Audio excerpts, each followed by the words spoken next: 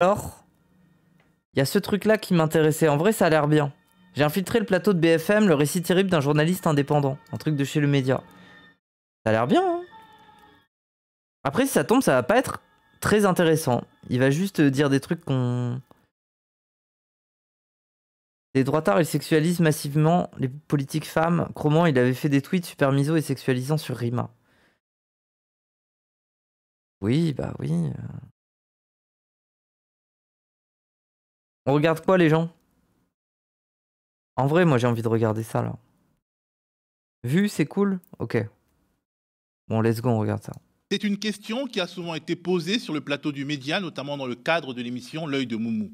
Faut-il aller, quand on est porteur d'une pensée alternative, sur les plateaux mainstream, et y a-t-il un mode d'emploi, un manuel de combat pour parvenir à se servir de ce dispositif, à la diffusion massive, et faire avancer ses idées?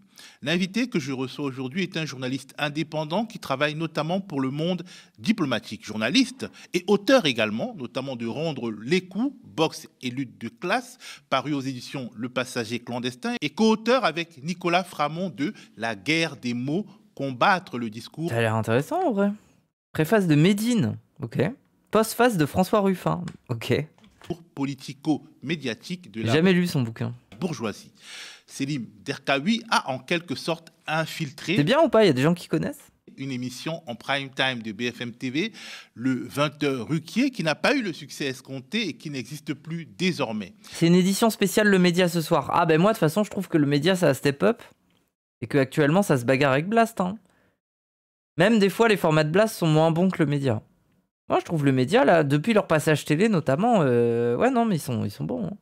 Et il ressort de ce voyage en terrain... Tu sens qu'ils respirent par rapport à toutes les magouilles qu'ils ont eues à une époque avec Chikirou et tout. Tu sens qu'ils respirent. Quoi. Hostile, avec un article passionnant publié par Frustration Magazine dont il a été, il n'y a pas si longtemps, le co-rédacteur en chef. Le titre de ce papier, vous voulez rejoindre le Hamas si vous voulez, mon éphémère expérience de chroniqueur sur BFM TV, c'est l'heure des combats de l'info.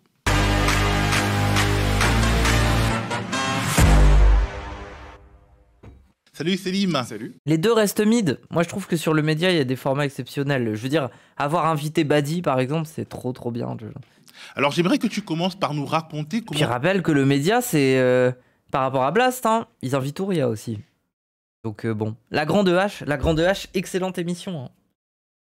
Je me suis quasiment fait tous les épisodes en faisant de la muscu, là. J'aime trop. Tu as été embarqué dans le bateau de Laurent Ruquier et de BFM TV. Alors c'est très simple, c'est que j'ai sorti mon livre Rendre les coups, boxe et lutte des classes en octobre de l'année dernière.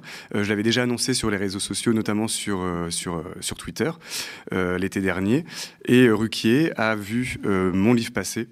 En plus, il a vu qu'il était préfacé par Médine Le Havre, Ruquier vient du Havre aussi, donc il y a eu des points communs comme ça qui se sont faits. Il m'a contacté pour me proposer d'être l'un de ses chroniqueurs pour la rentrée sur BFM. Ok, bah c'était pas non plus infiltré, quoi. Comme on le sait, il y a beaucoup de journalistes, notamment de ces médias-là. Leur source principale d'information, c'est Twitter, et pas vraiment ce qu'il y a autour. Donc c'est comme ça qu'ils peuvent repérer des gens, des journalistes, des chercheurs, des chercheuses, etc. Ok. Pour potentiellement alimenter c'est-à-dire qu'ils ont tous vu mes BD. leurs émissions, ou même des fois leurs propos. Alors, tu as failli ne jamais intervenir, puisqu'avant même le début, Marc-Olivier Fogiel, le boss de BFM, a presque mis son veto. Pourquoi et comment ça s'est passé? Alors déjà, moi, initialement, je me posais la question, est-ce que j'accepte une telle proposition, en sachant que je sais très bien comment ces médias-là fonctionnent.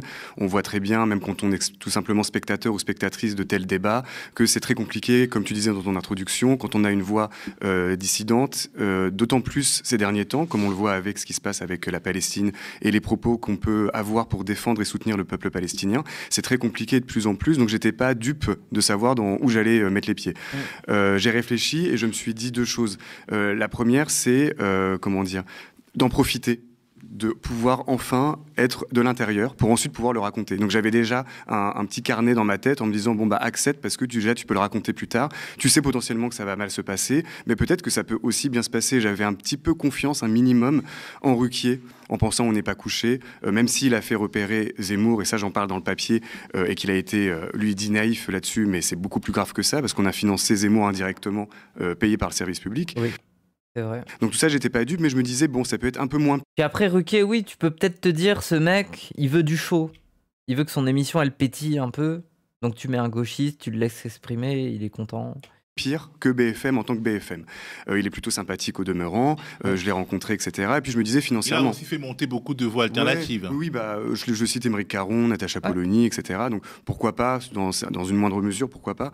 Et du coup, voilà, j'ai réfléchi à ça, puis financièrement aussi. Je suis journaliste indépendant, je me suis dit que ça pouvait faire quand même une source de revenus qui peut être un peu régulière. Donc je projetais un petit peu en me disant si ça se passe à peu près bien, voilà, ça peut être intéressant pour moi, en sachant que beaucoup d'autres journalistes comme moi peuvent avoir de l'héritage, un appartement payé à Paris ou des choses comme ça qui peuvent leur permettre de refuser des propositions comme ça problématiques. Moi, c'est moins le cas. Donc, j'ai pensé aussi pragmatique. Et puis, pour avoir une voix, évidemment, différente en infiltrant ce genre de système. Et effectivement... Et puis en plus, excuse-moi la parenthèse, mais dans les milieux populaires, si tu vas raconter dans la famille que tu as refusé de bosser, les gens vont même pas comprendre. Je veux dire, merci de me le dire. Offrez un sub à Emodem, ouais. Offrez un sub à la folle du bus de Cali. Mais, et oui, les gens, putain, c'est vrai que j'ai appelé personne à le faire. Les gens... Subez-vous, c'est vrai. Désolé. Putain, mais moi j'aime pas forcément faire le rappel et tout, je m'en bats les couilles. Mais c'est aussi parce que... Merci Vargui pour le sub offert à Emodem. Je pourrais pas stream avant dimanche. Parce que je pars demain. Alors je pars les gens, ça va être mon petit plaisir. J'ai été invité. Parce que la personne que je date en ce moment, elle m'a invité à rencontrer ses parents. Sauf que ses parents, c'est un peu des bourgeois, ils ont loué une maison...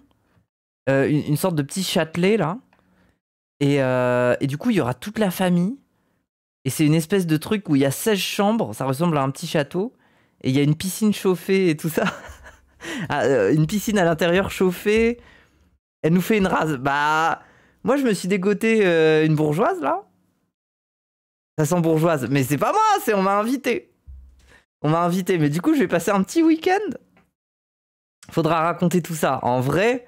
Après, dans la limite de ce que je peux dire, hein, parce que j'ai pas non plus envie de... Voilà, sinon c'est trop gossip, et ça rentre dans le cadre de ma vie privée, quoi. Mais avec sa famille, ça va le faire. Bah, j'en sais rien, on verra bien. Ah, moi, de toute façon, je suis un très bon caméléon social, y a pas de souci. Donc, oui, voilà. Je vais aller passer un petit week-end payé aux frais de la princesse, bien sûr. Mais je pourrais pas stream en attendant que je streamerai dimanche. Et c'est pour ça, les gens, subez-vous.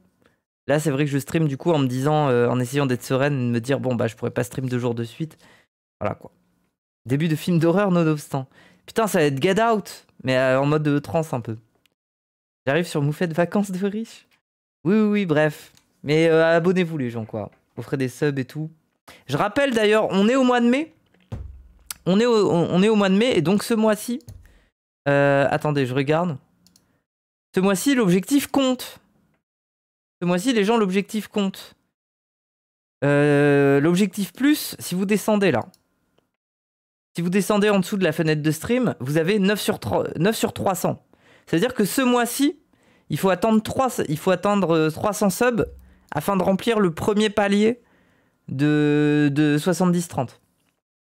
Donc, vous savez quoi faire, quoi. Là, c'est le moment où ça compte. Ce mois-ci, il faut commencer à prendre des subs individuellement et pendant 3 mois de suite. Et puis ensuite, ça va, je pourrais obtenir le 70-30. Et ce qui est relax, c'est que ça comptera pour un an. C'est 12 mois pendant lesquels j'ai 70-30. Donc même s'il y a des gens qui se désabonnent et tout ça, bah au moins, le revenu, il est augmenté et tout ça. Et pas trop de gifts. Ah bah non, les gifts, c'est bien, j'ai rien contre. Mais priorité aux subs individuels, les gens. Si vous pouvez vous subber individuellement, ça ferait plaisir. Si vous êtes là depuis longtemps sur cette chaîne et tout, voilà quoi. Le tiers 2 et 3 individuels nous donnent plus de points dans le 70-30 ? Je sais pas, je crois. Il me semble que c'est... Oui, peut-être. J'ai fait 3 streams aujourd'hui, vous êtes toujours tous là-dessus. La dure vie de streamer. Je ne suis pas que streameuse. Hein. Je suis graphiste aussi à côté, voilà. Et je gagne ma vie comme ça, bon bref. Merci 8 Flo 6, merci. Faites des tiers 2 et 3. Bah je sais pas si ça compte double. En vrai. Les bits, ça compte aussi? Non, ça n'a rien à voir. Mais vous pouvez participer au train de la hype avec des bits et des abonnements offerts, hein, bien sûr. Mais voilà, je rappelais ça. De toute façon, je mettrai une barre. Il faut que j'y pense. Mais je mettrai une barre pour les 300, là. Merci Vargui pour les 100 bits. Comment choper un bourgeois, Moufette? Bah, c'est la vie, hein, j'ai pas choisi. Demande des subs au château. La vérité, j'ai pas choisi. Hein. C'était une rencontre fortuite et il s'avère que la personne vient d'une famille bourgeoise. Donc voilà quoi. J'en profite, c'est cool. Merci Pata Crêpe. Tu as tout à fait raison, parce qu'effectivement, je pensais à ma grand-mère qui adore regarder la télévision. Elle se disait, ah bah, t'es journaliste, donc du coup, pour moi, mon idéal, c'est que tu sois à la télé. Donc même si je lui disais, écoute, avec mon positionnement, tu vas pas me voir souvent à France 2 ou sur BFM, là, c'était le cas. Effectivement, il y avait au moins cette reconnaissance, parce que pour ces médias-là, c'est toujours un cadeau. Après, les gens, attendez, après, je me reconcentre sur la vidéo. Il y a un truc simple. Si vous parlez bien, je veux dire, je suis streameuse et je m'intéresse à la politique. Si vous parlez bien, que vous savez parler de trucs un peu intellectuels, philosophie, politique, machin, bah, bien évidemment qu'il y a des bourgeois que ça intéresse. Il y a des gens qui sont un peu sapios bourgeois qui vont être intéressés par vous. Donc oui, le tuto, c'est parler bien, quoi. Genre, pas plus compliqué que ça, des fois, en fait. Parlez bien, baisez bien, soyez sexy, voilà. Grand-mère qui adore regarder la télévision, elle se disait, ah bah, t'es journaliste. Comment on rencontre fortuitement des bourgeois? Bah, il faut avoir l'œil. Mais moi, j'ai pas choisi spécifiquement. Je vous jure que je ne m'y attendais pas. C'est juste, c'est comme ça. Donc du coup, pour moi, mon idéal, c'est que tu sois à la télé. Donc même si je lui disais, écoute, avec mon positionnement, tu vas pas me voir souvent à France 2 ou sur BFM, là, c'était le cas. Effectivement, il y avait au moins cette reconnaissance, parce que pour ces médias-là, c'est toujours un cadeau qu'ils te font. C'est qu'ils savent très bien que c'est un capital symbolique important, le fait d'être médiatisé au niveau de la télé. Donc ils savent très bien qu'en te proposant, t'as limite pas le choix de dire non. Et c'est pas normal si tu refuses. Donc ils te prennent un peu au piège comme ça, en te complimentant aussi. Et j'ai été assez, évidemment, plus ou moins surpris quand Ruquier m'a dit lui-même que j'ai failli sauter dès le départ, parce qu'effectivement, sur Frustration Magazine... Ouais, elle est honnête, hein. Oui, pour le coup, ouais. Après, peut-être que c'était aussi une manière de me garder... C'est quoi ça? C'est un mec, il a infiltré BFM TV. Ils l'ont pris comme chroniqueur et du coup, il explique son expérience avec Ruquier et tout, là. Frustration Magazine... Elle est honnête, hein. Oui, pour le coup, ouais. Après, peut-être que c'était aussi une manière de me garder et que je parte pas en cours de route. Mais en tout cas, oui, ils ont vu mes papiers sur Frustration avec Nicolas Framont, où on disait « Tout le monde déteste BFM TV ». Ça, c'était l'un des titres. Je pense qu'ils sont tombés dessus en 2 clics. Ça demande pas beaucoup de recherche et d'enquête. Donc, voilà. Ce qui est étonnant, c'est que le patron lui-même enquête, farfouille et pose son veto. Ça, c'est quand même... moi, en général, l'analyse que je faisais par rapport aux médias, c'est toujours de me dire qu'ils sont tellement bêtes et tellement aux ordres qu'ils n'ont pas besoin de coups de fil. C'est que finalement, il n'y a pas besoin d'hommes politiques ou de patrons pour leur dire quoi faire, quoi penser. Ils font partie de la même classe sociale. Ou alors, s'ils ne font pas partie de la bourgeoisie, ils font partie de la sous-bourgeoisie, donc la classe un peu en dessous, mais qui veut aspirer à devenir de membre de cette classe sociale-là. Donc, ils peuvent réciter par cœur ce que le pouvoir attend de leur part. Là, le fait que Fogiel, dès le départ, me mette un peu dans l'ambiance, finalement, c'est que je pense qu'on passe un cap dans les médias en ce moment. Je pense qu'il y a encore 15 ans, c'est quelque chose qui se faisait pas parce qu'il n'y avait pas besoin de le faire. C'est qu'il récitait par cœur. Là, je pense qu'il y a tellement un resserrement, il y a tellement une peur du pouvoir par rapport aux Gilets jaunes. Je pense qu'ils ont en souvenir les Gilets jaunes qui venaient au siège de BFM. Ça, c'est quand même très nouveau. Ils ont toutes ces craintes-là. Ils ont peur d'avoir des agents de l'intérieur, ouais, en quelque sorte. Putain, les gens, je suis désolé, mais du coup, je vais devoir vous le répéter à chaque palier du train de la hype. Les gens, s'il vous plaît, sebez-vous. Je viens de passer, ouais, bon, bref. Wow. Je pense qu'il y a un resserrement et qui fait qu'aujourd'hui, le patronat lui-même peut vraiment appeler et mettre son veto dessus. Ce qui est vraiment un cap. D'aller en première ligne parce que les journalistes seraient un peu laxistes, etc. Selon lui. Merci Panic Bloblo. Merci Gouchi. Grande frayeur qui a encore 15 ans, qui font qu'ils sont encore plus, ils rentrent plus dans le jeu et peuvent carrément solliciter ou dire explicitement qu'ils veulent pas de telle personne, mais encore plus qu'avant. Dans ton article, tu consacres de belles lignes. Après, est-ce qu'avant ils avaient pas envie de le faire? C'est juste que ils le faisaient pas parce que voilà, c'était une question d'image, quoi, le débat pluraliste et tout ça, quoi. C'est une dinguerie, hein. C'est une dinguerie que sur tous les médias, ça parle justement à Sciences Po que le débat pluraliste devrait avoir lieu, nahani, nahana. Et globalement, bon, on est capable de te mettre un veto parce que t'es un peu un gauchiste, quoi. Merci Cup pour les 1000 bits. Let's go, merci beaucoup. Oh, merci. Il y a des gens qui lâchent des 1000 bits comme ça. Ouais, ça me rassure, merci. Dispositif dans lequel... Après, tous les dons sont bienvenus, tous les subs sont bienvenus. Vous me mettez tous les souliers. Merci Idir pour les 5 subs, let's go. USD. Même quand je dors, je fais de l'argent. Après Idir, ça veut dire que t'es pas sur les listes électorales, c'est très grave ça. Il y a des gentils. Ouais, c'est ça. Les gentils sont riches. Merci merci Clotilde. Tu es amené à t'insérer et vu que tu écris vraiment bien, avec un sens de la formule des fois assez vachard, j'ai fait lire un extrait où justement tu décris les lieux. Les vitrages omniprésents du bâtiment de la chaîne, situé dans le 15e arrondissement parisien, sont à l'image du traitement médiatique de BFM. Austère, glauque, sans âme. Lorsque l'on sort de la Waouh. station de métro Ballard, on passe devant le ministère de la Défense. Les éditorialistes et journalistes stars se déplaçant essentiellement en taxi l'ignorent peut-être encore. D'autres médias Merci Tren Savat, merci beaucoup. et grandes entreprises se trouvent dans ce périmètre et dans des arrondissements proches. France Télévisions, Et oui, c'est ça, à Paris, moi qui ai été un peu à Paris là, en fait, ce que j'observe, c'est que c'est des. Un peu en fait, j'ai l'impression que c'est un peu à chaque fois dans les bordures de Paris, t'as des espèces de grands trucs là, proches du périph', des espèces de grands bâtiments comme ça, où en général tu vas avoir France Télé, tu vas avoir le siège de machin, le siège de truc et tout. Dans le 15e, bah attends, le 15e c'est où? Et d'accord que c'est en bordure, non? Oui, voilà, c'est en bordure. Donc à mon avis, c'est en bordure sud qu'il doit y avoir les trucs, non? Généralement, c'est ça, c'est vraiment proche du périph', enfin, c'est côté périph' un peu. C'est souvent ça, hein. T'as énormément de médias, Radio France et tout. Ouais, on est d'accord. Ouais. Groupe Safran, l'hebdomadaire Le Point, Accor Hôtel. Des lieux de pouvoir cartographiés par le mensuel Le Monde Diplomatique, où se rendaient les gilets jaunes pour Horrible l'Ouest parisien. Bah, ça a l'air un peu mort. En fait, ça a l'air...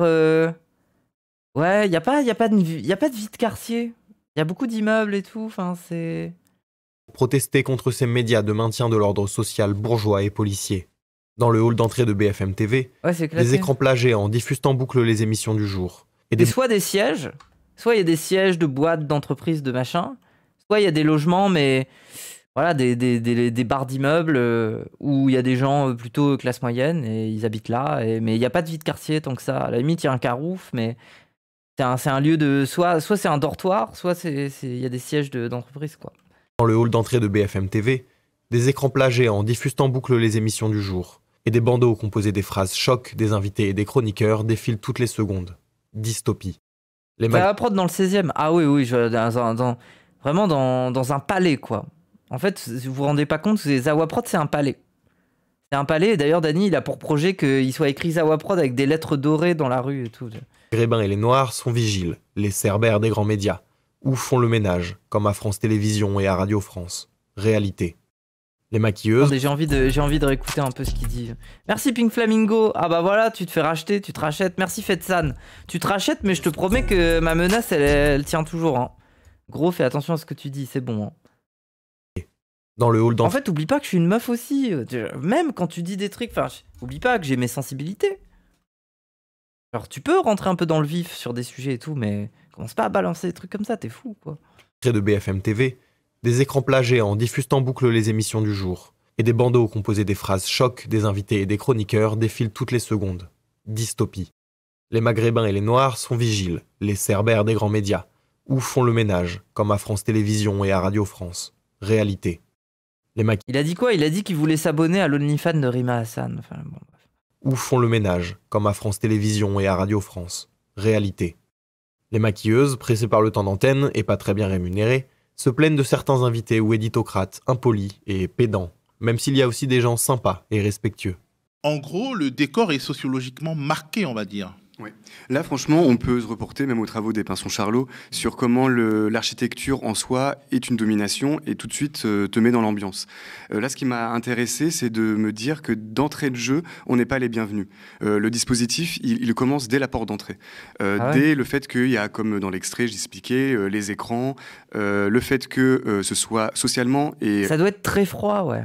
Ethniquement aussi marqué, le fait que les vigiles à l'entrée soient des personnes issues de l'immigration postcoloniale, qui soient à l'accueil. Je voyais qu'il y avait C'est vraiment juste une blague bête, rien de plus. Bah ouais, il paraît même que les nazis faisaient des blagues. Marqué le fait que les vigiles à l'entrée Gros, fais attention quand même. soient des personnes issues de l'immigration postcoloniale, qui soient à l'accueil. Je voyais Même les tueurs en série rigolent. Hein. Il y avait parfois une complicité quand je venais. Ils se demandaient, est-ce que t'es vraiment chroniqueur? Mais plutôt dans le bon sens, hein. C'était plus en mode, t'es un peu comme nous, et peut-être que tu vas peut-être nous représenter un peu en plateau. Être maquilleuse ou habilleuse là-dedans, ça doit être horrible. Bah c'est sûr que c'est pas le lieu où tu vivras le pic de ta créativité, quoi. Ça doit être du travail chiant à la chaîne. Bref. Et ça, c'est important, ce dispositif-là, comment ça met dans l'ambiance. Et après, c'est dans les couloirs. Donc, c'est les discussions que tu peux avoir avec les chroniqueurs, les chroniqueuses, les invités, les gens que tu croises dans les plateaux. Donc, moi, quand j'allais juste avant le plateau, je pouvais croiser Christophe Barbier qui passait comme ça dans les couloirs. On se dit bonjour, mais en même temps, t'es tellement, comment dire, c'est de l'impolitesse de pas dire bonjour. Tu te dis, t'es tellement écrasé par ce dispositif-là que t'es... Merci Prévaléo, merci beaucoup. Préovaléo, merci. T'es obligé de jouer le jeu. Et d'autant plus que moi, je suis pas là à ce moment-là, j'étais chroniqueur, donc payé par la chaîne. D'ailleurs, je le dis, mais 200 € bruts, j'ai demandé une augmentation pour tout le monde. Et Waouh. on m'a dit next. Quoi? C'est si peu que ça? Waouh, c'est une dinguerie. Voilà, donc j'ai essayé. Mais du coup, voilà, c'est ça qui est important, c'est que je viens pas en invité ponctuel de temps en temps. C'est que quand tu es rémunéré, quand tu viens de manière un peu récurrente, C'est précaire de fou. comment dire, ça t'oblige à une mise en scène de toi-même, à être sympa avec les gens, à rigoler à leurs blagues, à créer une espèce d'ambiance qui fait que tu vas être moins énervé en plateau ensuite. Tu auras moins de colère, tu vas être un peu plus souple, tu vas essayer de rester dans les clous.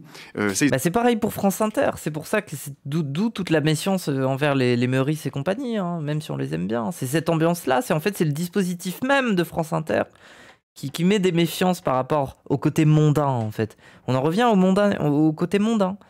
Moi, c'est ce qui me fait peur, c'est la mondanité de France Inter, en fait. Ils appellent ça rester dans l'humeur. Ça, je l'ai beaucoup entendu. Et d'autres collègues aussi qui l'ont entendu dans d'autres émissions de télé.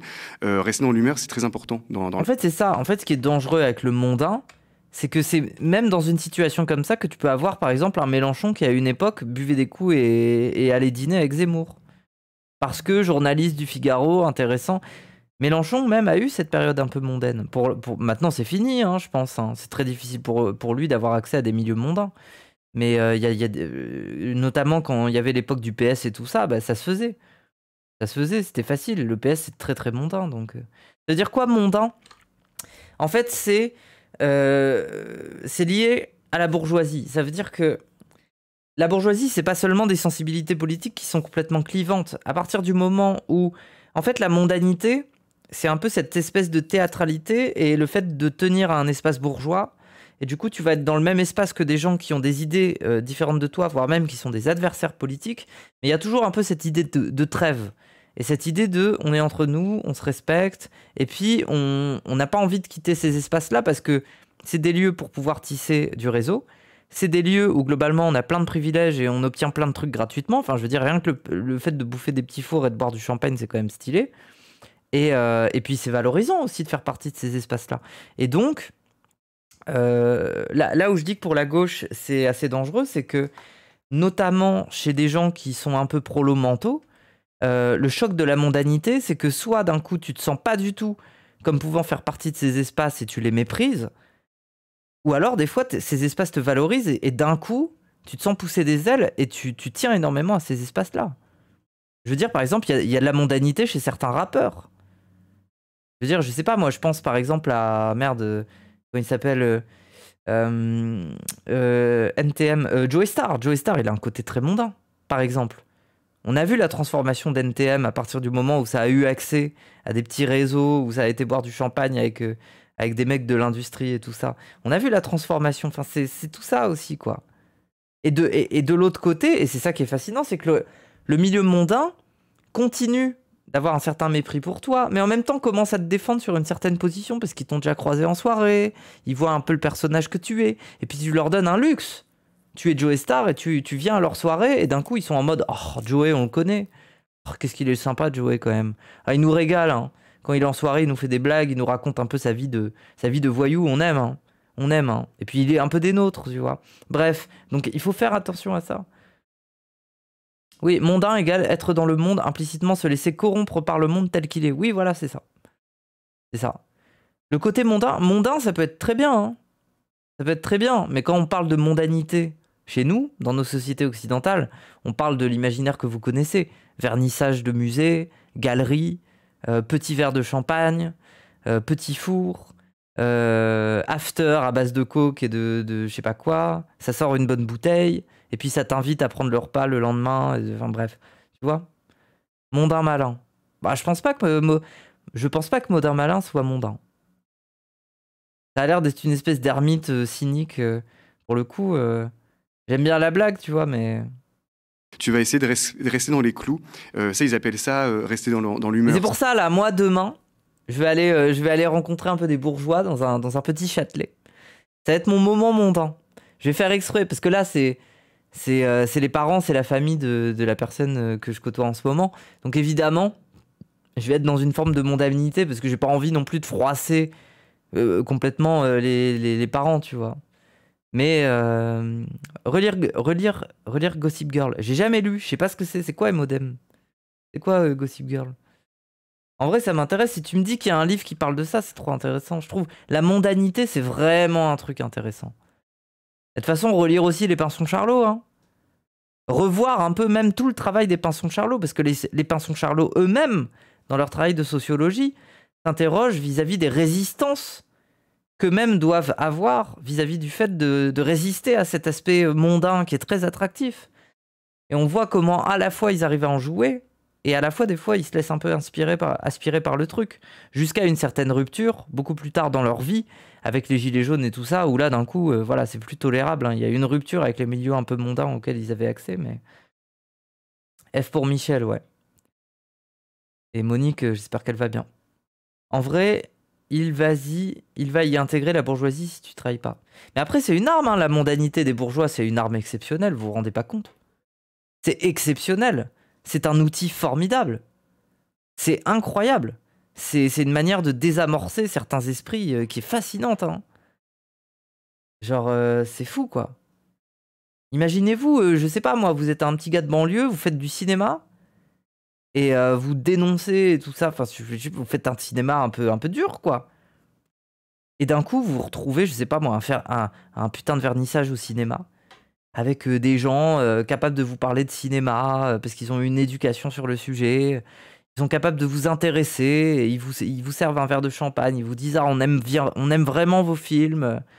Et voilà, maintenant vous faites partie du grand monde, vous faites partie de tous ces gens intéressants. Ils se sont regroupés à ce même endroit, et il s'avère qu'ils sont riches, et du coup, voilà, tu peux devenir fou. Tu peux devenir fou. C'est comme ça que les traîtres à leur classe existent. C'est une série un peu Golemont pensée pour les adolescentes, mais en vrai, quand tu la regardes avec du recul, ça parle vraiment de lutte de classe, de débauche de riches. T'as un mec prolo qui débarque dans une école de bourgeois qui va sortir avec une, etc., etc. Sur fond de trucs dramatiques lycéens où il y a une meuf qui dit toutes les rumeurs sur Internet, etc. En vrai, ok, ça a l'air intéressant. Limite, tu pourrais faire une vidéo d'essai sur un lien entre la mondanité et Gossip Girl. Discord, c'est ça la vraie mondanité. Non, je suis pas d'accord, parce que tu peux être en slip et fumer ton tarpé sur Discord. Enfin bon, bref, c'est pas la même mondanité, non. Justement, Discord, c'est le peuple un peu. C'est bien ça. Tu peux aussi utiliser tes codes et tes éléments de langage pour être violent avec quelqu'un tout en restant très poli. Oui. Ah oui, la violence bourgeoise, c'est... Bah, on se bat pas chez les bourgeois. Hein. On ne se bat pas chez les bourgeois. Hein. Si vous aviez fait un lycée ou un collège de bourgeois, on ne se bat pas. Par contre, on fait des sales réputations aux autres, on envoie des piques, on est mesquin, bien sûr. Comme ça qu'on fait. Hein. Et donc, dans la mondanité, il y a tous ces outils-là. Dans la mondanité, tu vas aux soirées, t'auras ton verre de champagne, t'auras les petits fours, mais t'auras potentiellement tout le monde qui te regarde du coin de l'œil et qui te déteste, quoi. Et qui vont pas te le dire, et ils vont te le faire sentir d'une autre manière. Et c'est très dur aussi. À créer une espèce d'ambiance qui fait que tu vas être moins énervé en plateau ensuite, tu auras moins de colère, tu vas être un peu plus souple, tu vas essayer de rester Pas de gros mots chez les bourgeois, justement. Pas forcément. Les bourgeois ont leur penchant fasciste. Ils aiment bien ça aussi. C'est pour ça qu'ils sont un peu attirés par l'extrême droite. C'est un peu c'est un revival. Hein. Ça leur permet de... Ouah, quand ils voient un peu les bourgeois d'extrême droite qui se permettent de dire des trucs racistes, ils sont en mode oh, ça donne envie un peu. On a envie de dire ce qu'on pense dans le fond. Récurrente, ça t'oblige à une mise en scène de toi-même, à être sympa avec les gens, à rigoler à leurs blagues, à créer une espèce d'ambiance qui fait que tu vas être moins énervé en plateau ensuite, tu auras moins de colère, tu vas être un peu plus souple, tu vas essayer de rester dans les clous. Ça, ils appellent ça rester dans l'humeur. Ça, je l'ai beaucoup entendu, et d'autres collègues aussi qui l'ont entendu dans d'autres émissions de télé. Rester dans l'humeur, c'est très important dans leur tête et dans leur esprit, et de pas franchir le pas, la ligne rouge. Parce qu'il faut toujours rester dans les clous. Pas désagréable, quoi. Pas être désagréable, que ce soit avant le plateau et encore plus du coup pendant. Mais souvent les deux sont liés. Et quand je dis en plateau ne pas être désagréable, c'est pas forcément... tu peux avoir des avis politiques différents, défendre Mélenchon, même si c'était extrêmement difficile. Ne pas conflictualiser, on va dire. Ouais, ne pas conflictualiser, exactement.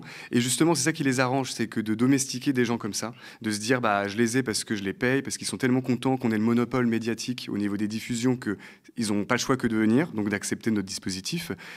C'est qu'en fait, ça nous rend moins combatifs ensuite. Ça nous rend moins combatifs, et c'est aussi la raison pour laquelle ils sont bien contents d'avoir des gens, même de gauche, mais qui sont d'une classe sociale similaire à la leur. Un peu bourgeois. Des bourgeois de gauche, ils aiment bien C'est ça, des bourgeois mondains. ça, parce qu'ils savent qu'ils seront jamais trop énervés en plateau. Parce que Ils auront les codes pour rester sages. en fait, ils ont pas... On s'énerve pas. On s'énerve pas, voilà, c'est Mais ça. ce que ces bourgeois mondains comprennent pas, ces bourgeois de gauche mondains, c'est que précisément c'est ce qui les rend dociles. Et c'est ce qui les finit par être confus sur le PS et tout ça. C'est l'espèce de C'est pour ça, là vous crachiez un peu sur Édouard Louis. Moi je trouve que là où il faut faire attention, c'est que Édouard Louis, précisément, quand tu regardes un type qui est autant confronté dans le milieu littéraire à précisément cette espèce d'attraction mondaine, je trouve qu'il en a pris des codes pour être très très bon dans ces espaces, ça se sent dans son parler. Mais par contre, je pense que du point de vue des idées, justement, il est pas si perverti que ça. Moi je trouve qu'il s'en sort bien. Empathie comme ça, Faut réciproque quand même respecter ça. Parce que c'est dur, la perversion du milieu mondain, elle est forte. Hein. de classe. On va pas trop parler de mort au travail. Moi, je me souviens d'un débat sur les Jeux Olympiques. En fait, c'est un appel à l'individualisme, parce que c'est libéral. En fait, les milieux mondains sont libérables, sont très libérales. Ça veut dire que oui, certes, tu défends une cause prolétaire ou je sais pas quoi, donc il y a un truc de lutte des classes, mais quand même, toi, t'as réussi. T'as réussi à avoir accès à ces espaces. C'est quand même toi qui l'as écrit ce bouquin. Alors certes, dans ce bouquin, tu parles du fait que ton père, il est en train de crever et qu'il s'est cassé le dos et que du coup, tu parles de la condition ouvrière. Mais ce qui nous intéresse quand même, mon cher, c'est ton style littéraire. Genre, tous les prolos n'auraient pas pu écrire un bouquin comme le tien. C'est ça, en fait, qui fait ton style. C'est ça qui fait que t'es unique. Enfin, c'est ce genre de discours qu'on peut te tenir. Et puis, intrinsèquement, c'est ce genre de discours que tu finis par te donner à toi-même. On n'a même pas besoin de te le tenir. C'est l'esprit méritocratique, en fait. Tu finis par te convaincre aussi un peu de toi-même. Bah oui. David Douillet qui était là. Donc moi, je commençais à parler des accidents du travail pendant les JO. Je parlais du mort au travail qu'il y a eu. David Douillet n'était même pas au courant de son existence. Et aussi de tout le travail gratuit. Et là, j'ai eu un lever de bouclier dans le plateau quand j'ai prononcé le mot de travail dissimulé. Ils m'ont tous engueulé en mode, mais attention, là, tu dis quelque chose qu'il ne faut pas dire. Tu peux dire les JO, attention aux problèmes de sécurité. Tu vois, et vraiment rester dans leur thématique et dans leur manière d'aborder le sujet. Si tu débordes trop, alors là, tu sors du cadre. Quand je disais que tous les trucs de surveillance généralisée pendant les JO vont être certainement utilisés pour l'après, c'est la quadrature du net, on en parlait, Bastamag aussi, vous aussi certainement. Tout ça, on n'est pas dupe de ça, de comment ils instrumentalisent le sport, les techniques de surveillance, les caméras, pour ensuite les utiliser dans les quartiers populaires ou ailleurs. Dès que je dis un truc comme ça, lever de bouclier, là, ils s'énervent, là, ils se crispent. Parce qu'en fait, on parle d'un truc, d'un thème, mais il faut rester dans les clous, il ne faut surtout pas déborder. Et justement, moi, j'y pensais. Pendant longtemps, je voulais inviter Corinne Maziero. Je pense qu'avec le Zawa Hebdo, c'est peut-être un truc qui pourra se faire. Ça, c'est une question très intéressante à lui poser à Corinne Maziero. Parce qu'elle, justement, elle a eu une rupture totale entre le milieu d'où elle venait et la mondanité des festivals de Cannes, du cinéma et tout ça. D'ailleurs, il y a le film dans lequel elle joue, là, qui sort bientôt, là, sur l'Hôtel Ibis. Sur Rachel Keke et tout, là. Allez le voir, en vrai, ça a l'air bien. Moi, je vais aller le voir, je pense, pour me faire un avis. Après, peut-être que c'est un peu cheap, mais faut voir. Mais en tout cas, oui, ça, c'est une vraie question à lui poser. Comment elle a vécu, justement, ce milieu mondain ? Peut-être qu'elle-même, elle n'est pas au clair avec ça. Hein. Peut-être qu'elle-même, elle a baissé un peu certaines de ses défenses vis-à-vis de ce milieu mondain. Mais en même temps, quand tu as eu une vie de prostitution, de craquette et tout, évidemment qu'au bout d'un moment, tu as envie de te faire plaisir. Alors, c'est dans ce... Elle était chez Dafduf ? Ok. Contexte qu'arrive le 7 octobre, le jour de l'attaque massive du Hamas en territoire israélien qui a fait, on le rappelle, 1200 victimes. Et à partir de ce jour, les choses changent pour toi. Tu te fais fouiller de bas en haut comme si, écris-tu, tu devrais prendre l'avion. À l'entrée du Tu vas faire quoi aux Zawa Hebdo ? Pour l'instant, on n'en a pas discuté, on verra. siège de BFM, on me fouille de bas en haut comme si j'allais prendre l'avion, ce qui n'est pas le cas de mes collègues. Un contrôle au faciès effectué par 2 personnes issues de l'immigration post-coloniale. On se surveille les uns les autres au service des classes dominantes. Malgré ma barbe parfaitement taillée pour la télévision et mon combo chemise jean de CSP+, bien intégré, rien n'y fait. L'arabe que l'on est toujours suspect. Qui sait, je suis peut-être un membre infiltré du Hamas déguisé en bourgeois pour l'occasion. Ta description de la situation est assez ironique, mais c'est quand même très violent. Comment le vis-tu sur le coup? Est-ce que les autres le remarquent? Alors, non, les autres ne le remarquent pas. Alors déjà, la fouille, je l'ai vécue seul. Enfin, du coup, pour le coup, j'étais tout seul. Sur le moment, j'étais tellement paniqué de l'idée de débattre de ce sujet-là, dans ce contexte-là. J'ai quand même décidé à y aller en pensant, ça j'en parle dans le papier, même à ma famille, je parle de ma grand-mère qui me parle de la Palestine depuis que je suis tout petit. Comme tu connais, c'est des thématiques qui reviennent souvent sur l'oppression coloniale, etc. Donc rien que pour ça, je me suis dit, allez, fais-toi violence, vas-y, sauf que j'ai stressé toute la journée. Forcément, c'est ce que je raconte un peu dans le papier, mais on travaille 3 fois plus que les autres, en sachant qu'on a des positions politiques beaucoup plus contestataires et difficile. Bah ouais, parce qu'il faut être capable de contrer tous les avis de merde sur un plateau, quoi. Ouin ouin, gros. Ah, Oussem. Plateau. Donc c'est très stressant. Je suis pas d'accord avec toi là-dessus. Tu prends des notes un peu à l'arrache. Finalement, je les dis même pas en plateau parce que j'arrive même pas à relire ce que j'ai écrit. Il a le droit de se plaindre puisqu'il a fait le taf dans tous les cas. Il a le droit de s'en plaindre. Finalement, il a fait le taf. Il nous parle après avoir fait le taf. C'est pas il a abandonné parce qu'il fallait taffer 3 fois plus. Il le constate, c'est tout. Ton origine sociale et ethnique aussi joue beaucoup sur comment on va te regarder, comment on va s'adresser à toi. Comme tu peux être une femme, par exemple, comme tu peux être un homme arabe, etc. Enfin, tout ce qui fait que tu es une minorité en plateau, même pas que politiquement, mais ce que tu incarnes, fait qu'on va être encore plus agressif envers toi. Ça, on le sait, c'est quand même assez bien documenté par vous, par Acrimed, etc. Moi, la fouille, si tu veux, j'ai demandé en après-coup si eux aussi c'était le cas. Donc c'était pas le cas, j'ai la confirmation, mais surtout sur le moment, vu que je vais passer en plateau, je réfléchis même pas. C'est que là, je pense déjà à l'émission d'après, je sais déjà qu'ils m'ont menti sur le nombre d'invités, qu'il y en aura beaucoup plus que prévu, ce qui était manifestement le cas. Tout ça, c'est des trucs où j'étais pas naïf, mais en fait, c'est ça le problème de ce genre d'émission, et notamment dans ce contexte-là sur la Palestine, c'est que tu te sens une volonté d'y aller pour défendre tes idées, défendre un massacre qui va se jouer. Même des points de vue là-dessus. Oui, exactement. Tu te dis, tu y vas pour ça, tu reçois des messages où les gens ils se disent heureusement que vous étiez là, c'est cool et tout. Donc tu te racontes que c'est important que tu sois là pour ça. Et finalement, sur le moment, tu penses même pas au piège. Enfin, tu te dis, ok, c'est le prix à payer. C'est vrai que ça a l'air d'être un peu un piège des fois. Hein. D'inviter beaucoup de gens pour une séquence où ça va beaucoup débattre. Alors du coup, des fois, ça donne des plateaux insupportables. Moi, la dernière fois que j'ai constaté ça, c'était avec le truc de Depardieu. Où d'un coup, tu te retrouvais avec un plateau BFM, c'était trop bizarre, où il y avait quasiment 10 personnes. C'était Capharnaüm.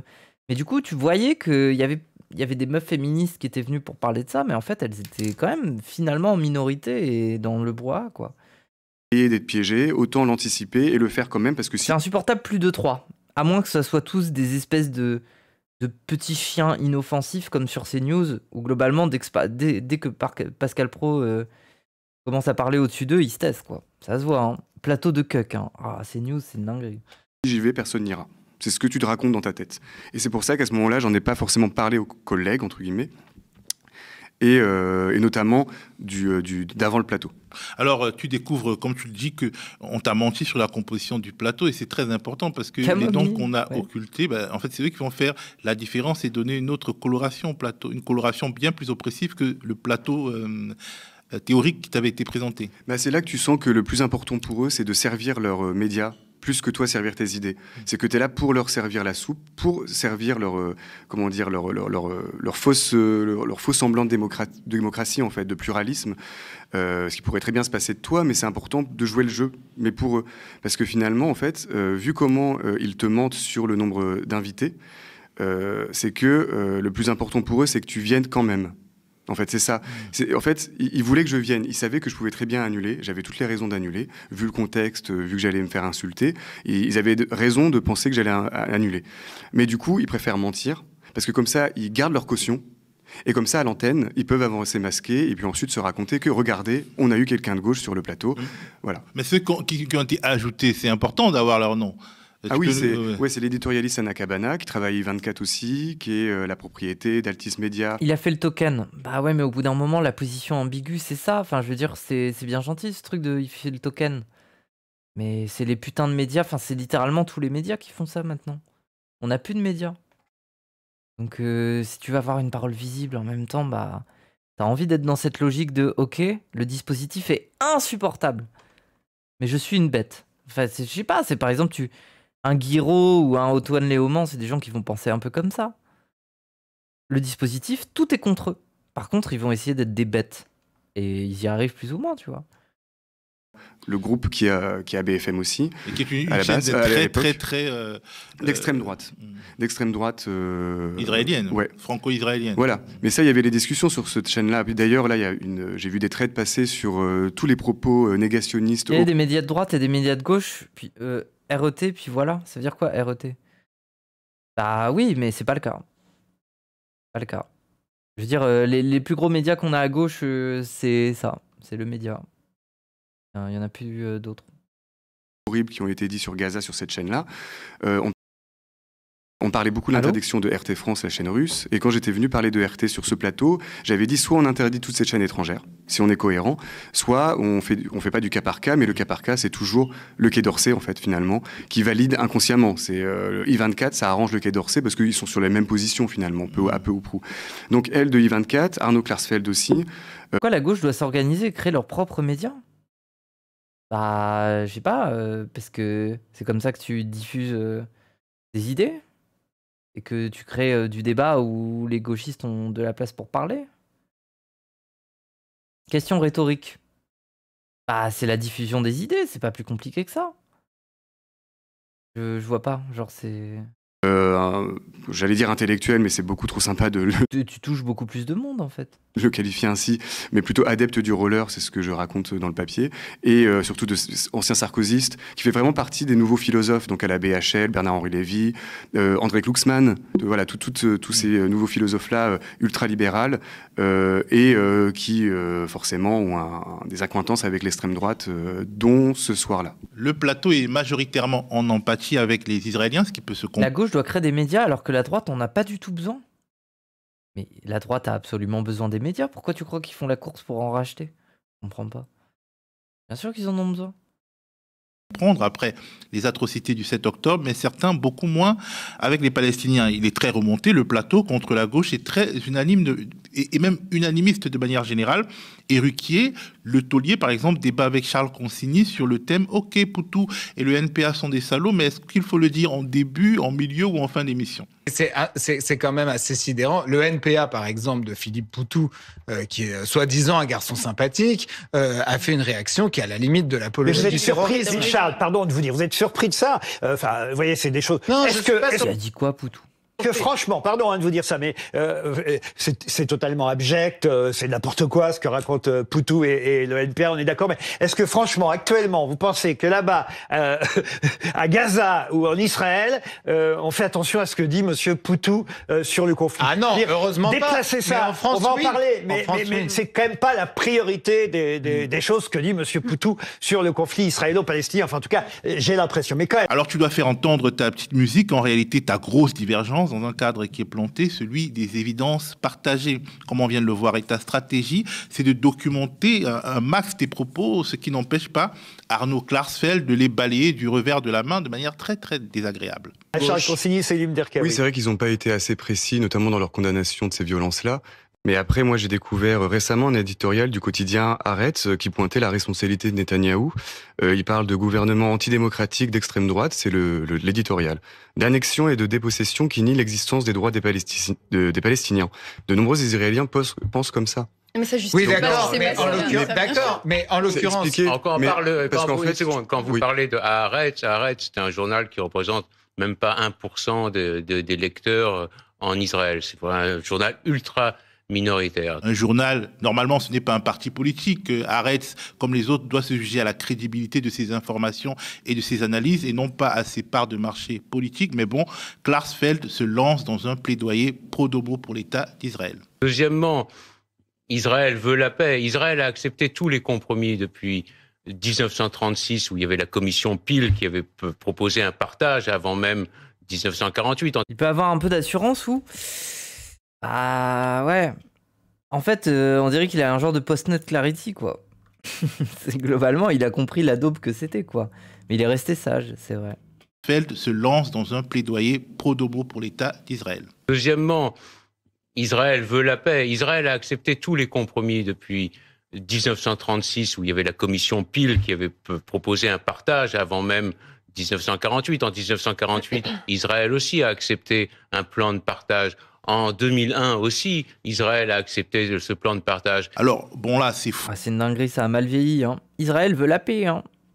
Cette histoire d'acceptation de tous les compromis, vu le nombre de résolutions onusiennes justement sur le partage territorial rejeté par l'État d'Israël. Mais sur un tel plateau, seul contre tous et surveillé, j'imagine qu'on ne peut pas tout réfuter. Alors tu réagis à l'équivalence qu'Arnaud Klarsfeld essaye d'établir Palestinien égale Hamas égale terroriste, et sa réponse est d'une violence incroyable. Avec un parti comme ça, il est impossible de faire la paix. Le Hamas est créé en 1987. Le processus de colonisation et d'apartheid avait déjà commencé bien avant les expropriations. Il n'y a pas d'apartheid en Israël. Si vous pensez qu'il y a un apartheid en Israël, vous avez le droit de le penser. Vous pouvez rejoindre aussi le Hamas si vous voulez. Bah moi je disais le contraire.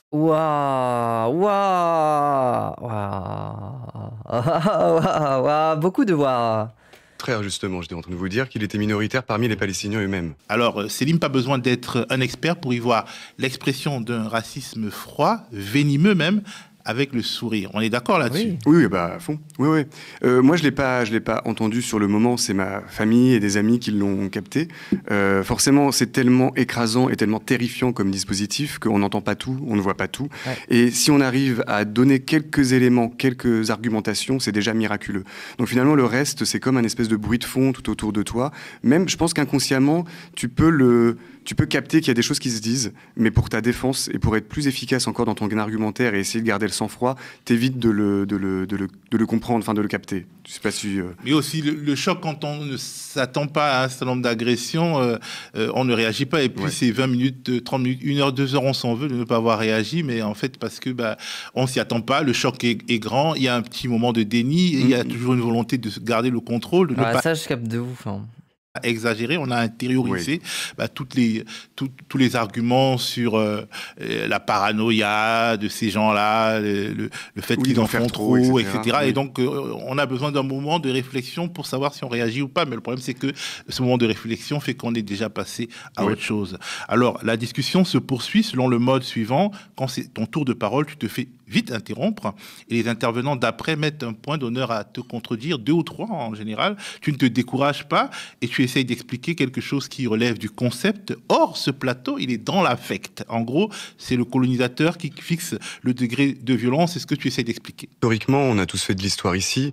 On sait très bien que par rapport à la colonisation, ce qui maintient le degré de violence, c'est le colonisateur plus que le colonisé qui le maintient. On a l'exemple, par exemple, du FLN aussi en Algérie. Ce qui s'est passé, c'est qu'on a eu un groupuscule armé dont la population algérienne n'était pas forcément du tout d'accord avec les méthodes d'action du FLN. Mais quand on laisse pourrir la situation comme ça, quand il y a par exemple 2000 morts palestiniens l'été 2014 et qu'il n'y a pas de soubresaut international à ce sujet-là, donc forcément ça alimente... Attends, c'était quoi? Il a dit 2014? La situation comme ça. Quand il y a par exemple 2000 morts palestiniens l'été 2014... L'été 2014, c'était pas la marche du retour, là? C'était ça, non? Oui, c'était la marche pacifiste, ouais, c'est ça. Et qu'il n'y a pas de soubresaut international à ce sujet-là. Donc forcément, ça alimente des colères. Moins de 30 secondes et tu es déjà contredit, à la fois par Églantine Delalleux, journaliste politique, et par Arnaud Klarsfeld, qui convergent en gros dans un sens, tu dis n'importe quoi. Il y a eu des rassemblements. Mais ça ne les justifie pas. Ça ne les justifie pas. Expliquer, ce n'est pas... Oui, mais il y avait même eu des rassemblements. Les Palestiniens auraient pu avoir leur État depuis 1948. Ils auraient pu avoir leur État en 1967. Les territoires avant étaient jordaniens, ils auraient pu avoir leur État en 2001, mais maintenant, s'ils ont un État, ils sont obligés d'expliquer à leur population, on vous a fait souffrir pendant longtemps, on vous a volé pendant des décennies, et maintenant vous allez avoir un État qui est bien plus petit que celui que vous auriez pu avoir en 48. Il y a une responsabilité terrible des leaders palestiniens. Ouais, du coup, c'est pas du tout les Israéliens qui rentrent dans les maisons pour s'installer et qui mettent des colonies en hauteur près des villages et qui tirent au sniper ou qui balancent parfois des cochons dans les villages parce que c'est des musulmans, quoi. C'est vraiment... Il n'y a rien de tout ça. Il n'y a aucune intimidation, il n'y a aucun meurtre, il n'y a pas l'armée qui back up des choses horribles.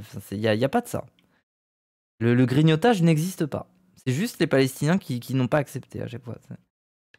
Qui ont sacrifié leur peuple alors qu'ils auraient pu avoir leur État il y a bien longtemps. Églantine Delalleux, vous voulez Non, je voulais ajouter juste- quelque chose, Céline? Le porc est haram aussi par les juifs, pour les juifs. Oui, mais ils balancent quand même des cochons dans les villages palestiniens. Si vous n'étiez pas au courant, ils font ça en fait. Oui, en 2014, il y a eu des rassemblements pro-palestiniens à Paris, en France, et il y avait même à ce moment-là des manifestants qui criaient mort aux juifs, qui passaient devant des synagogues en crachant. Toi, tu essayes de rebondir une fois de plus en construisant un propos politique et en le documentant. Il peut y avoir aussi des remarques anti-arabes. Enfin là, c'est pas le sujet. Oui, non, mais Les bien sûr, manifs- mais comme on parlait de 2014, c'est pourquoi il des n'y avait rien eu? Il y a eu des manifestations. contre le colonialisme, d'une manière générale en fait, de tous Je les. savais pas. La personne qui m'a dit ça, c'est littéralement une militante palestinienne que j'ai vue hier à la fête de la soupe à Lille et qui avait fait une soupe palestinienne. Elle était très bonne, une soupe aux graines, une espèce de soupe au blé avec du citron. Et du coup, elle m'a elle m'a expliqué qu'ils étaient en jumelage avec Naplouse. Et du coup, elle me parlait d'un village. Elle me disait le village juste à côté, il y a les colons, ils sont mis en hauteur et ils balancent des porcs dans le village et tout ça. Enfin voilà, bref. Mais comme on La parlait fête de la soupe. Les gens, le 1er mai à Lille, c'est la fête de la soupe. Respectez la fête de la soupe. Et les gens, ils se foutent de ma gueule. L'État, il a fait pareil. Je lui ai dit que j'étais à la fête de la soupe, il m'a insulté. Les gens, vous êtes des grosses merdes. Vous comprenez pas, la fête de la soupe, c'est une dinguerie. Il y a le carnaval et la fête de la soupe. Mais pourquoi vous êtes méprisants? La fête de la soupe, pourquoi c'est gaze? Mais non, c'est incroyable. En vrai, ça a l'air trop stylé. Mais en fait, pour vous expliquer, gaze sur 20. Et allez avec qui? Toutes les soupes sont géniales. En gros, je vous explique le concept, vous allez concéder. Imaginez, vous sortez de chez vous dans la rue, et il y a, par exemple, il y a un immeuble, il y a une barre d'immeuble, et il y a 3 ou 4 familles de la barre d'immeuble qui ont décidé de faire une soupe. Et ils se mettent avec une table, ils sortent la marmite de 10 litres, là, et ils ont fait une soupe. Mais c'est le peuple, en fait. Ça veut dire que tu marches, et tu vois ta voisine polonaise, elle a fait un bon gros truc à base de patates, là. Tu vois, les Marocains, ils ont fait leur soupe. Tu vois, les Français, là, ils ont fait la soupe à l'oignon à l'ancienne. En fait, c'est ça, c'est un mélange. C'est en fait, tout le monde fait des soupes traditionnelles. Et du coup, c'est une manière pour les gens, même des immigrés et tout ça, de montrer leur culture aussi. Au travers de la soupe, au travers d'un potage et tout ça. Et du coup, c'est l'occasion de discuter. Et c'est gratos. T'arrives avec ton verre de soupe, on te sert de la soupe. Et du coup, t'es là, tu te balades et tu te retrouves à boire 8, 9 soupes différentes. Et si t'as envie de goûter, je sais pas moi, une soupe malgache, je sais pas, tu goûtes une soupe malgache et tout ça. Mais du coup, c'est trop bien, il y a cet esprit-là, c'est trop bien. C'est gratuit, trop bien. Mais oui, c'est gratuit. Et après, tu vas boire un coup, il y a des concerts, et il y a des partis politiques aussi qui font leur soupe. J'ai goûté la soupe à l'oignon de Mélenchon. Et les écolos, ils avaient plus de soupe.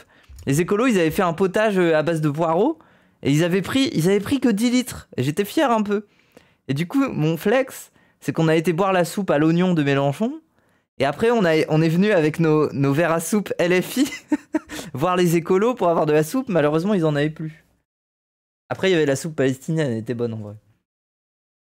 C'est gratuit, c'est la meilleure fête. Bien sûr, c'est gratuit. C'est le principe. T'es là, tu bois de la soupe, tout est gratuit. Après, il faut arriver tôt parce que les soupes, ça part vite, tu vois. Mais là, il y avait énormément de monde. Hein. Il devait bien y avoir 10 000, 15 000 personnes en vrai. Ça s'appelle comment? Ça s'appelle la fête de la soupe. C'est la fête du 1er mai à Lille. Eh oui, c'est banger, c'est une fête populaire. Vous êtes trop cons, hein. C'est trop bien. Hein. 2014, pourquoi il n'y avait rien eu? Il y a eu des manifestations. Contre le colonialisme, d'une manière générale en fait, de tous les colonialismes, de tous les pays. Donc c'était ça le point central. Et comment dire, là on parlait du quotidien Haaretz, mais en fait personne ne veut de mort de civils en France. Enfin, personne ne veut ça. Et du coup les débats sont là-dessus entre les chercheurs qui ont travaillé le sujet pendant très longtemps. Ils se disent mais qu'est-ce qui peut arrêter cette escalade de violence? Donc il y en a qui vont dire il faut qu'on arrête avec la colonisation. Droit de venir à Lille. Après, disclaimer, les véganes insupportables qui veulent faire des soupes aux graines à base de sucré salé étrange. Franchement, c'est traître. Parce qu'il y en a aussi, ils se disent ah, c'est la fête de la soupe, on va faire une soupe bizarre. Ouais, des fois j'ai bu des soupes, bon. J'ai bu des soupes, c'était des graines mixées avec acide. On aurait dit c'était une sauce aigre douce avec des graines, c'était trop bizarre. Là on parlait du quotidien Haaretz. Si c'est ça le pire, ça va, oui. Mais en fait, personne ne veut de mort de civils en France. Enfin, personne ne veut ça. Et du coup, les débats sont là-dessus entre les chercheurs qui ont travaillé le sujet pendant très longtemps. Ils se disent, mais qu'est-ce qui peut arrêter cette escalade de violence? Donc, il y en a qui vont dire, il faut qu'on arrête avec la colonisation. Il faut qu'il y ait un État binational. Il y en a plein qui le proposent. C'est des débats très importants à L'ONU propose ça, oui. voir. Et puis, Anna Cabana, dit24 News, rapplique et explique que de toute façon, le CNRS, dont tu convoques les chercheurs du CNRS sont en quelque sorte ton bouclier, eh ben, c'est de la merde. Ce qui est vrai et factuel, c'est l'islamo-gauchisme. Vu que le CNRS, en 2021, avait déclaré qu'il n'y avait pas de réalité à l'islamo-gauchisme. Bah oui, ils ont débunké le truc, quoi. Que l'islamo-gauchisme, au fond, était un concept qui ne... Ça, c'est la séquence avec... comment elle s'appelait, la ministre de l'Éducation à l'époque, là?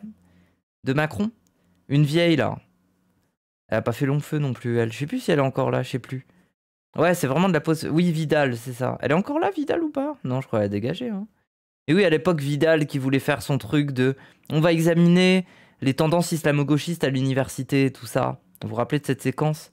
Et puis ensuite, il y avait le CNRS et plusieurs institutions qui avaient débunké le truc en disant « Bah non, c'est des chercheurs, ils sont validés, leurs masters sont validés, leurs thèses sont valides, on fait notre travail, il n'y a pas de problème, en sociologie et tout ça. » Donc ça avait fait un prout un peu ce truc-là. Et t'as cette meuf-là qui est capable de te ramener le sujet en te disant que bah, c'est le CNRS, s'ils ont dit ça, c'est que... Bon voilà, bref. Réalité à l'islamo-gauchisme. C'est la femme de Blanquer, elle. Waouh, c'est la femme de Blanquer. Non mais c'est trop. Non mais c'est trop. Que l'islamo-gauchisme, au fond, était un concept qui... Quel petit monde, hein. Qui ne devait pas exister dans le débat public français. Et ben, à la vérité, depuis samedi, il faut s'en désoler. Depuis samedi, on a la preuve, la démonstration chimiquement pure que l'islamo-gauchisme existe en France. Voilà, on en a la preuve et on en a la preuve. On a des déclarations des uns et des autres, c'est-à-dire que donc le communiqué officiel du groupe parlementaire des Insoumis, les déclarations de Jean-Luc Mélenchon, les déclarations de Louis Boyard. Vous, hein. Non mais c'est je pense que je préfère avoir confiance au CNRS que vous quand même. Oui. Non, mais je pense que je suis pas le seul parmi les gens qui nous regardent aussi. Non mais le CNRS en 2021 a dit ça. Aujourd'hui, il pourrait plus le dire. Aujourd'hui, même les modérés. J'attends le reportage. Vous allez interviewer pas mal de chercheurs. Ça va être long. Si vous aimez pas le mot islamo-gauchisme, on peut dire le gauchisme islamiste. Non mais la question. C'est le niveau du débat. L'islamo-gauchisme aujourd'hui, elle est plus contestable parce que si vous le pensez. Bah, c'est l'alliance, c'est l'intersection entre. Je devienne fou. L'islamisme et le gauchisme, je crois qu'on en a une preuve assez chimique. Imaginez, vous êtes un gauchiste, votre pic, c'est de finir par être invité dans un truc comme ça et vous. Chimiquement pur dans les déclarations des LFI. Non, vous ne trouvez pas? Ça vous paraît pas être assez net? Puisqu'on est dans le sujet. Non, pas forcément. Non, mais vous appelez ça comment alors? Mettez un mot? Bah, je sais pas, aller demander aux chercheurs, par exemple, vous pensez qu'il y a vraiment des travaux d'études qui sont basés sur l'islamo-gauchisme? Comment vous appelez, au fond, ces déclarations de Jean-Luc Mélenchon, de Louis Boyard? Vous appelez ça comment? Bah, moi, j'appellerais pas. Mais Mathilde Panot, bien sûr, et d'autres encore. Alors, Céline, j'ai tenu à... il a même pas pu répondre. Parce qu'on voit de larges extraits de cette émission et surtout ce sketch, parce qu'il n'y a pas d'autre mot, d'Anna Cabana. En fait, j'ai l'impression que malgré le peu de temps de parole qui t'a été laissé, tu as été celui qui remet un peu en crise le dispositif en étant celui qui, même avec les expressions du visage, avec quelques mots, remet en cause les évidences pérorées. Est-ce que tu fais la même analyse? Oui, en fait, pourtant, sur le moment, quand je parle Moi, je pense que justement, quand le dispositif est contre toi comme ça, je pense qu'il faut rigoler à gorge déployée. En vrai, ça fonctionne. Il faut des Goldie Roger. Il faut des gens qui tapent sur la table comme des pirates et ils font ha ha ha ha ha quand on leur dit des conneries. Comme ça, ils envahissent l'espace par leur rire. Et les gens, ils sont en mode pourquoi vous rigolez? Pourquoi vous rigolez? Et puis après, tu réponds. Mais du coup, t'envahis l'espace. T'es pas juste en mode merde, mais qu'est-ce qu'elle raconte? Faut faire la folle du bus. Bien sûr, la strate de la folle du bus, c'est quelque chose. Du colonisateur qui fixe le degré de violence dans un conflit colonial, un parallèle avec le Front de libération nationale algérien. J'ai pas l'impression. Ça, Joy Boy, il y a le champ de bataille, on voit rien, tout le monde se bat, mais on entend Joy Boy rigoler. de dire des choses incroyables non plus. Enfin, tu vois, c'est des choses que disait Bertrand Badi, le chercheur juste après, que vous avez reçu ici par ailleurs. C'est que là, t'es un peu dans un univers parallèle où effectivement, comme tu dis, c'est l'affect qui prime. Alors leur affect, c'est toujours à nous de s'indigner de leur affect, de l'affect des dominants, plutôt que le contraire. On doit s'adapter à cet affect. On doit s'adapter à eux. Moi, ce qui m'a rendu profondément triste. Faire comme Rima, répondre avec le sourire, se moquer de. Ah bah, c'est une strat. Rima, c'est la strat de la cutie. Elle est très forte, hein. Très forte. Hein. La cutie du droit, là, sérieuse, bien fringuée, avec des petites mines, genre, oui, vous êtes gentil. À ce moment-là, Rima, elle le fait. Non. Avec élégance. Non, elle a pas non plus ce truc de rire à gorge déployée. Non. Par exemple, je trouve ça plus chez Ouria. Alors, Ouria, dans un dispositif où tout le monde est contre elle, elle va pas se mettre à rire non plus. Mais Ouria, elle a ce truc-là, par exemple. Elle a un rire de patronne, hein. Tu l'entends, hein. Je pense que si elle commence à se foutre de ta gueule dans un débat, le rire envahit tout, quoi. Le rire est dans la pièce. Qu'effectivement, tout rire de méchant un peu, bah oui, mais c'est stylé. Tout ce qui était les morts, les 2500 morts en 2014 sous Hollande. Pour moi, en fait, c'est ce qui m'a marqué quand j'ai découvert Ouria. Elle m'a fait penser à Dame Eboshi dans le Miyazaki, là. Vous savez, quand elle rigole à un moment. On doit s'adapter à eux. Moi, ce qui m'a rendu profondément triste à ce moment-là, c'est qu'effectivement, tout ce qui était les morts, les 2500 morts en 2014 sous Hollande des Palestiniens, pas de tour Eiffel illuminée, pas de plateau télé, pas de une, rien du tout. Et c'est ça, c'est deux poids, deux mesures. Et moi, ce que j'essayais de dire à ce moment-là, peut-être un peu naïvement, parce qu'encore une fois, t'es un peu tiraillant en te disant ça va servir à quelque chose pour ceux qui t'écoutent un minimum, ou essayer de convaincre. Et là, tu te dis, mais en fait, ce qui va se passer, c'est que vous allez créer un dispositif qui fait que des vies arabes valent moins, en fait. Et ça va aller en... c'est le sous-entendu permanent. Et ça, en fait, à la limite, en étant dans un rôle au moment de l'affect, etc., je me suis dit efficacement, le plus efficace que je peux être le 9 octobre, c'est d'au moins de prévenir sur le fait que le traitement médiatique qu'il y a, qui fait tout démarrer depuis le 7 octobre, est extrêmement problématique, même pour plus tard. Tu vois, c'était un peu stratégique aussi, je réfléchis, je me dis comment je vais prendre le débat. Tu plantes des graines. Je plante des graines, exactement, en me disant peut-être que ça peut avoir une conséquence, etc. Moi, ce qui m'a déçu aussi, c'est que là, tu cites Anna Cabana sur le CNRS. En tout cas, cette discussion, elle est fascinante quand même. L'espèce de post-clarity de quelqu'un qui s'est retrouvé dans un plateau BFM pour essayer de débattre juste après le 7 octobre, c'est fascinant. Il fait un peu le constat là, de comment ça s'est passé. Et l'islamo-gauchisme, parce que elle est avec Jean-Michel Blanquer qui a théorisé ça. Donc, islamo-gauchisme. C'est la femme de Jean-Michel Blanquer. C'est la femme de Jean-Michel, exactement. Oui. Et en fait, si on l'écoute, il y a au moins, je sais pas, 3 fois par mois où elle va réciter. Il est toujours à BFM. Ah. C'est ministre de l'Éducation nationale. T'as raison de le Emmanuel préciser. Macron, pour ceux qui ne le savent pas. Exactement. Et en fait, moi, ce qui m'a déçu, c'est par exemple le lendemain de cette émission, finalement, on a retenu que ça. Même à gauche, même dans des cercles et tout, c'était l'extrait qui a été pris. C'est quand je me moque d'Anna Cabana que tout le monde a plus confiance au CNRS qu'en elle, parce qu'elle n'est pas crédible. Parce qu'ils sont souvent très bêtes, hein. C'est comme tu dis, c'est pour ça que le papier il est un peu drôle aussi, c'est que faut pas les prendre trop au sérieux, ils sont quand même très débiles, c'est juste qu'ils ont les clés et l'argent de certains dispositifs, mais maintenant on s'en sort sans eux, vous le prouvez aussi. Mais du coup, voilà, ça m'a un peu déçu, je me suis dit, non mais là franchement, ça sert d'autant plus à pas grand-chose, qu'en fait quand il va... Ah non, moi je suis pas d'accord. Oui, justement, on en parlait, tu me disais que tu n'étais pas trop d'accord. Je suis pas d'accord. Parce qu'en fait, il faut démasquer en fait. Alors ça, t'as raison. De manière générale, les détails, là, c'était bien les arguments. En fait, on n'est pas sur Ce soir ou jamais de Tadei. On est dans une sorte de monstration et même de théâtre d'ombre et même de théâtre grotesque, et dans le fait de démasquer le fait de ridiculiser, je pense que ça a une importance politique. Je pense que c'est bien d'y aller comme j'ai fait, en me disant que de l'intérieur, et notamment quand tu es chroniqueur, entre guillemets, tu peux le raconter ensuite, le dispositif, tout ce que je raconte, etc. Par contre, au fur et à mesure que tu restes dans ce dispositif-là, au fur et à mesure que les médias aussi se radicalisent dans leur extrémisme bourgeois et d'extrême droite, BFM court après ces news, hein, c'est ce que je raconte, tout le monde le constate aussi. BFM, avant, c'était, on pouvait dire, chaîne libérale, macroniste, maintenant c'est extrême droite aussi, mais comme le paysage politique et médiatique global, en fait. C'était vrai, je pense qu'il y a 10-15 ans, tu pouvais te permettre d'être chroniqueur. On n'est pas couché, passer souvent à Ce soir ou jamais, qui était une excellente émission à l'époque, etc. Maintenant, vu que tout bascule et tout s'extrémise aussi à droite, là, la question se pose. Après, moi, je regrette pas du tout d'y avoir été pour raconter tout ça, pour avoir encore plus de clés et de billes pour me dire, effectivement, on n'a rien à faire là-bas, à part y aller potentiellement en tant qu'invité ponctuel. Ça, c'est encore différent. Moi, je parle plutôt du fait d'être vraiment chroniqueur de ces chaînes-là, régulier, en te racontant que tu es la caution et finalement, tu vas apporter du soutien aux gens qui t'écoutent. Mais en fait, la plupart des gens qui regardent ces chaînes-là, c'est comme nous, comme toi et moi, si on zappe, on est déjà souvent convaincus. On va pas se laisser convaincre. Ah, je suis pas sûr non plus. Je pense que justement, les milieux populaires regardent beaucoup la télé, ils regardent beaucoup BFM. Ouais. C'est pas qu'ils sont déjà convaincus. Qui se laisse convaincre, par contre. BFM est une chaîne qui est regardée par... c'est comme Hanouna. Énormément de monde.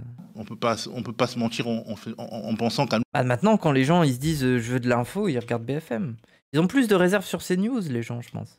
Hanouna n'est regardé que par l'extrême droite. Hanouna, c'est un bon exemple. C'est que le dispositif d'Hanouna est tellement écrasant que finalement, tu ne ressors jamais vainqueur. Oui, non, mais ce que je veux dire, c'est que de toute façon, ouais. ce dispositif, le dispositif des médias mainstream, a des effets. Ah ouais, parce que justement, je parlais de la stratégie Joy Boy et tout ça. Le problème, c'est que c'est inopérant sur le plateau de Hanouna. C'est opérant sur un plateau comme BFM TV, où tout le monde est dans la posture sérieuse et tout ça, mais c'est pas possible chez Hanouna parce qu'ils sont déjà là-dedans. C'est ça qui est fou. Sur les classes populaires, parce qu'elles regardent beaucoup la télé. Je pense que tu as raison, mais plutôt en invité. Ou une autre strate chez Hanouna. Ponctuel, mais vraiment en analysant si un minimum au niveau des invités, etc., tu peux avoir un minimum de paroles. Mais par contre, quand tu es régulier comme ça, tu as vraiment le sentiment, qui est même pas un sentiment, qui est très concret, d'alimenter leur machine à leur service, à leur image. Hanouna, le terrain est déjà miné. Bah, c'est surtout que les chroniqueurs, et Hanouna surtout, c'est déjà un peu Joy Boy. Enfin, vous voyez ce que je veux dire. Leur machine à leur service, à leur image, à leur imaginaire, à leur vision d'illusion de la démocratie, pardon, je vais y arriver. Et là, plutôt que toi... Et quoi, Joy Boy? Bah, je sais pas, quelqu'un a dit ça, mais c'est un peu l'idée du personnage qui rigole, qui est très expressif, et qui du coup va envahir, même si on lui laisse pas la parole, il va envahir par sa présence le plateau, en étant très expressif, en étant presque théâtral un petit peu, et qui est une stratégie qui peut fonctionner très bien sur un plateau quand t'es en minorité. Tu fais des frasques en fait, faire des frasques. Mais chez Hanouna, c'est compliqué parce que les chroniqueurs et Hanouna lui-même font beaucoup de frasques. Donc, si tu fais des frasques, tu es noyé dans les frasques. Donc, alors que chez BFM, ça fonctionne. Des idées. Tu peux aussi choisir la stratégie du troll, celle de Philippe Poutou, qui est en réalité une... Elle reprend des rêves qu'elle connaît même pas. Mais gros, j'ai lu One Piece. Enfin, j'ai regardé One Piece. C'est juste, je me suis arrêté à l'arc de l'homme poisson. Mais j'ai compris ce que c'était Joy Boy. Waouh. C'est quoi ça, là? Tu sais, de la stratégie de Georges Marchais, voire de Jean-Luc Mélenchon, qui viennent et qui acceptent... Joy Boy, c'est le libérateur des peuples qui combat le gouvernement mondial. Oui, mais vous le prenez au sens littéral. Moi, j'ai juste parlé de la figure d'un personnage qui rit et qui est expressif. Oh là là. J'ai gardé l'expression pour faire plaisir au gars qui m'a dit ça. J'ai pas dit que ça serait une analogie totale et totalement fixe avec One Piece. C'est bon. Du troll, celle de Philippe Poutou, qui est en réalité une ressucée de la stratégie de Georges Marchais, voire de Jean-Luc Mélenchon, qui viennent et qui acceptent le conflit, sachant que de toute façon, s'ils sont là, c'est parce qu'on ne peut pas non plus les empêcher d'être jamais là, et qui déploient leur stratégie. Les petits sauts de Jean-Luc. Mais oui, justement, Jean-Luc, il a ce truc où il peut faire des frasques et tout ça. Oui, ça marche. Qui acceptent le conflit, sachant que de toute façon, s'ils sont là, c'est parce qu'on ne peut pas non plus les empêcher d'être jamais là, et qui déploient leur stratégie. Poutou, déjà, il peut être juste invité, encore une fois. Et je me souviens que la dernière fois qu'il est passé sur BFM, il avait dit, par rapport, arrêtons de... C'est vrai qu'Hanouna, c'est un peu de Flamingo, c'est vrai. Juste critiquer le méchant Bolloré, le patron, etc. Vous aussi, vous avez des patrons, des gros patrons, et il a commencé à critiquer justement l'ancien patron de BFM. Patrick Drahi. Patrick Drahi, merci de me rappeler. Là, je me souviens qu'il y avait un lever de bouclier énormissime sur le plateau. C'était catastrophique. Je ne sais pas s'il a été beaucoup réinvité depuis, ou alors pour prendre le micro de je ne sais où, hyper loin, pour parler même pas 5 minutes. Mais en plateau, il n'est pas pour l'instant revenu. Mais en général, ils veulent quand même pas qu'on franchisse une ligne rouge. Il faut être vraiment dans les clous. De quoi? C'est quoi? Il parle de Philippe Poutou, c'est ça, non? Attends. Je me souviens que la dernière fois qu'il est passé sur B... Il parlait de qui, là? voire de Jean-Luc Mélenchon, C'est un bon qui exemple, viennent et Poutou. qui acceptent Oui, Poutou, Mélenchon. le conflit, sachant que de toute façon, s'ils sont là, c'est parce que on ne peut pas non plus les empêcher d'être jamais là, et qui déploient leur stratégie. Poutou, déjà, il peut être juste invité, encore une fois. Et je me souviens que la dernière fois qu'il est passé sur BFM, il avait dit... Ah oui, il les a mis mal à l'aise. Par rapport, arrêtons de juste Il y critiquer a un glupatate très drôle sur ce passage. En vrai, ça me donne envie de le revoir. le méchant Bolloré, le patron, etc. Vous aussi, vous avez des patrons, des gros patrons, et il a commencé à critiquer, justement... Waouh, tu l'as sorti direct, tu l'as dégainé. Attends, j'ai envie de le revoir. Les grandes fortunes augmentent. Bon, vous avez un patron qui est quand même plutôt bien placé dans le classement, je sais pas comment il est, 12e, un truc comme ça, ou 11e. Drahi, 8 à 9 milliards. Bon. Donc vous voulez demander au grand patron de payer les retraites. Vous voulez demander au grand patron de payer les retraites des Français. Oui, mais parce que les grands patrons, ils ont volé l'argent. Drahi, c'est un voleur. Bah, vous n'allez pas le dire, vous pouvez pas le dire. C'est votre patron.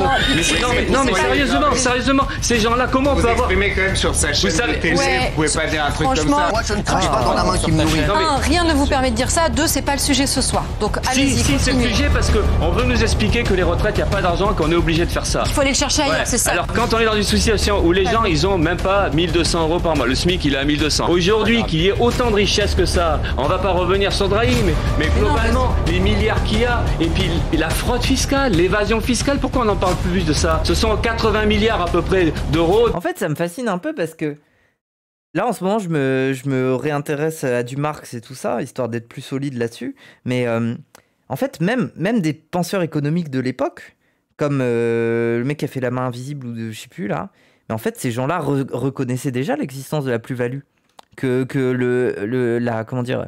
l'augmentation du profit économique vient forcément de la force de travail. Adam Smith. Mais oui, même Adam Smith le reconnaît. Alors il le reconnaît à demi-mot parce que c'est un peu gênant vis-à-vis du marxisme et tout ça, mais c'est ce truc de rien ne vous permet de le dire. En fait, tout le monde est au courant que ça vient de là. Tu génères de la richesse en payant moins quelque chose qui produit quelqu'un qui produit quelque chose. Enfin, bref. De manque à gagner pour l'État. Tous ces gens-là se sportent, ces gens-là qui vont tricher en déplaçant l'argent. Pourquoi on parle pas de ça? Donc c'est pour ça qu'il y a de quoi s'énerver. Vous ne pouvez pas lancer des accusations comme ça sans aucune preuve. Pablo, mais si, la preuve c'est l'impôt sur les sociétés. Mais non, mais c'est légal parce que c'est du vol légal.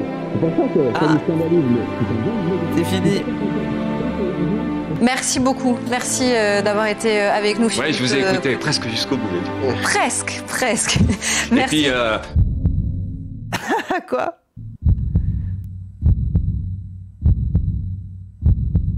vous direz à Drahi. Non, c'est bon là. Let's go. Ah ouais. Non mais franchement, là, effectivement, je pense qu'on va s'arrêter là. Quoi? Il s'est passé quelque chose dans 3. Ah oui. Oui, ils l'ont trouvé. Ah putain. Ah oui. Viens, on regarde ça après. On regarde le Feld-up. C'est vrai, il a l'air intéressant. Oui. J'ai eu l'info. Je sais de quoi ça va parler. L'ancien patron de BFM. Patrick Drahi, merci de me rappeler.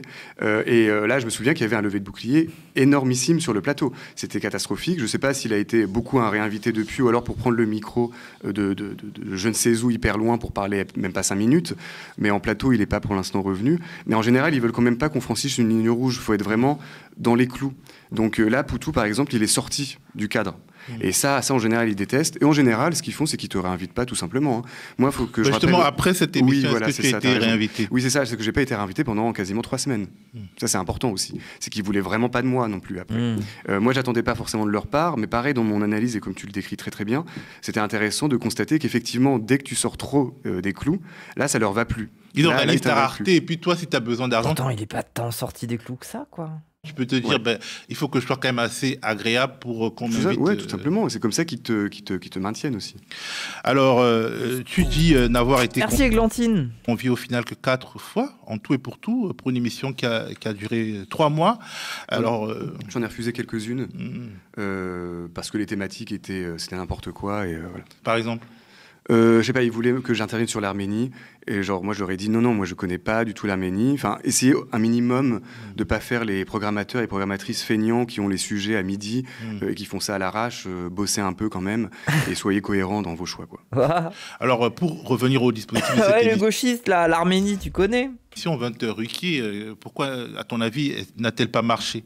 Ton avis est d'autant plus intéressant que La précarité de leur situation, c'est une honte. Ben moi, ce qui me fascine, c'est que c'est 200 € brut pour une émission. Hein. C'est ça qui me choque, en fait. Parce que, en fait, c'est comme un prof. Le niveau de travail qu'il faut, je pense, pour préparer ses fiches, pour aller faire un truc comme ça en plateau où t'es face à des gens qui vont dire de la merde, il est énorme. 200 € brut. Pour passer 1 heure, là, à te faire rincer, là. Ouais, c'est fou, hein. Il y a quelques années, au cœur du Il paie pas le travail derrière. Bah non, t'es payé à la chronique. Dispositif des émissions de débat. C'est précaire de fou, en fait. Frédéric Tadei, qui a marqué la télévision, notamment le service public. Pourquoi le 20h Ruquier n'a pas... Les profs, par contre, abusent. Ils recyclent leur programme pendant 10 ans. Putain, c'est vrai. En fait, c'est nous, les streamers, qui faisons le pire des travails. Parce qu'on fait... En fait, on fait un peu un travail de prof quand on prépare nos streams, sauf qu'on peut jamais... On peut jamais vraiment réutiliser... Enfin, si, des fois, on réutilise la matière de ce qu'on a construit, mais on doit se renouveler constamment, en vrai. Ouais. Bon, après, ça fait un petit moment que j'ai pas travaillé énormément en stream, c'est vrai. Ça marchait alors qu'on n'est pas couché du Ruquier, marchait. Le stream que je travaille le plus, c'est Vieux Man. Pourquoi? Là, c'est un échec. Là, c'est un échec parce qu'en fait, Ruquier, il a eu l'expérience du fait qu'aujourd'hui, le dispositif est plus fort que lui. C'est-à-dire que les animateurs, ils peuvent changer comme ça de chaîne, un peu en mode le jeu là. Chaise musicale. La chaise musicale, merci. C'est pour ça. Payez-nous les streamers, on fait un travail précaire. On n'est même pas payé 200 bruts. Moi, 200 bruts le stream, je prends tous les jours, je suce le patron. Mais c'est même pas ça, c'est vous, c'est les dons et tout, donc bon. Finalement, voilà, le dispositif est plus fort, et là, finalement, BFM avait, on cadenassait un peu. Modern Malin, on attend toujours, je perds foi. Bah, j'avoue que moi aussi, je perds foi dans le fait de répondre à Modern Malin. Est-ce que c'est si utile que ça? J'ai peut-être mieux à faire, hein. J'ai peut-être plus constructif à faire. Hein. Même si je pense qu'il allait pas faire de grands trucs, c'était pas l'époque, comme tu dis, de Ce soir ou jamais de Frédéric Tadei où tout le monde voulait passer, qu'il y avait du temps pour tout le monde, il y avait vraiment des points de vue qu'on n'entendait pas du tout ailleurs, qui passaient, Lordon, Rancière, Françoise Vergès, enfin c'était ça cette émission. Là non, c'est pas, le dispositif est plus fort, parce que, comme je disais tout à l'heure, c'est que ils ont tellement peur en fait, ils ont tellement peur, plus qu'avant. Obligé de passer 30 minutes à React à un train de live niveau 26, dur. Waouh, vous êtes ingrat un peu. Vous aimez pas la joie. En fait, vous n'avez pas d'empathie pour les streamers. Vous les voyez pas comme des êtres humains. Alors qu'on est des êtres humains. Comme Jean Massier. On fait des dépressions, on peut finir à l'hosto. Après, Jean Massier, il va dans les meilleurs hostos. Moi, si je fais une dépression, je vais au CMP, quoi. Pour ça, donnez-moi à moi. Là, non, c'est pas... Le dispositif est plus fort.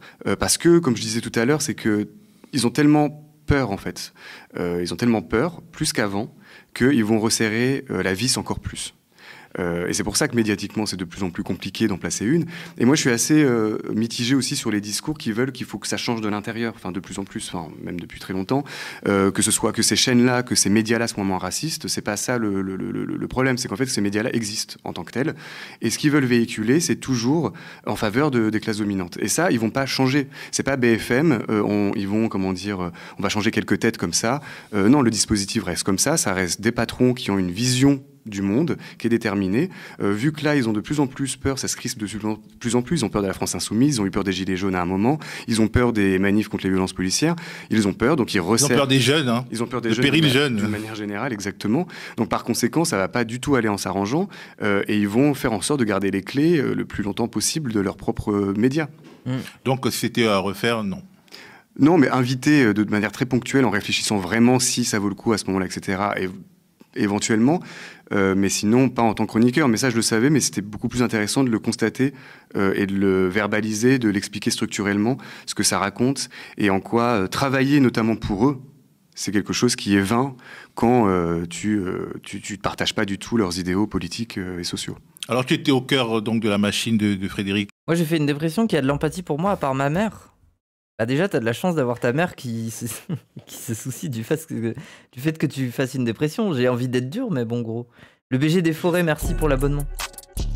En vrai, c'est déjà bien. Hein. Vois la chose comme ça, hein. T'as ta mère. Hein. Il y en a, ils ont pas leur mère. Du coup, ils font des conneries. Ils sont un peu seuls dans la vie, quoi. Force à sa maman, bah oui. Et puis en même temps, bon, je vais pas t'enlever ta mère pour t'apprendre la vie, mais... oh là là, j'ai un discours en mode rien à foutre de ta dépression. Non, bah oui, mais qu'est-ce que tu veux?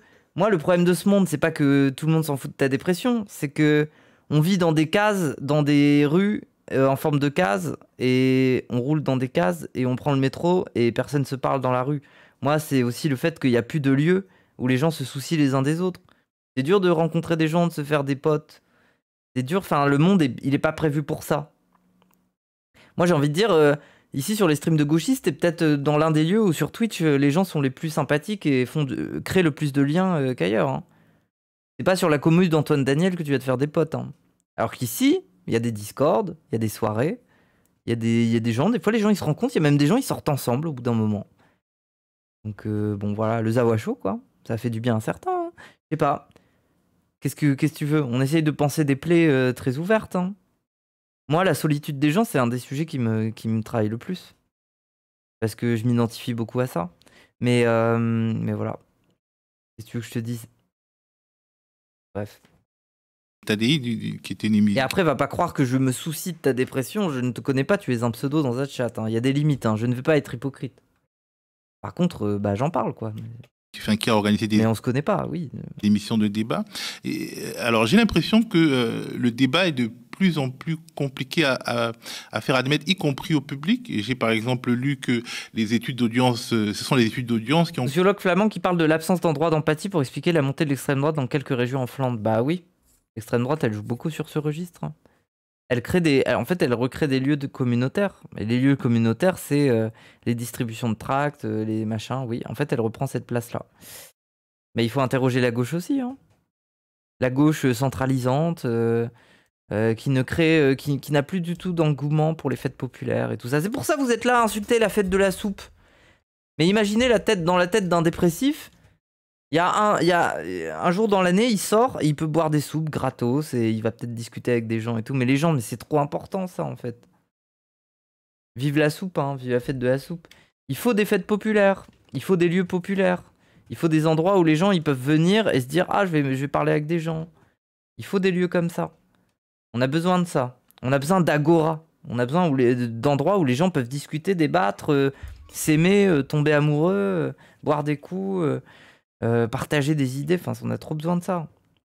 Le problème, c'est l'urbanisme en lui-même. La configuration même de nos villes et de nos lieux de vie ne permet pas ça. À la limite, dans les villes, des fois, c'est moins pire parce que on essaye de broder. Plus il y a de gens, plus on essaye de broder des espaces comme des bars, des salles de concert, des machins, pour essayer de faire des événements comme ça. Je pense que le pire, c'est les petites villes. Les petites villes de province où il n'y a pas beaucoup d'habitants, et puis là, c'est mort.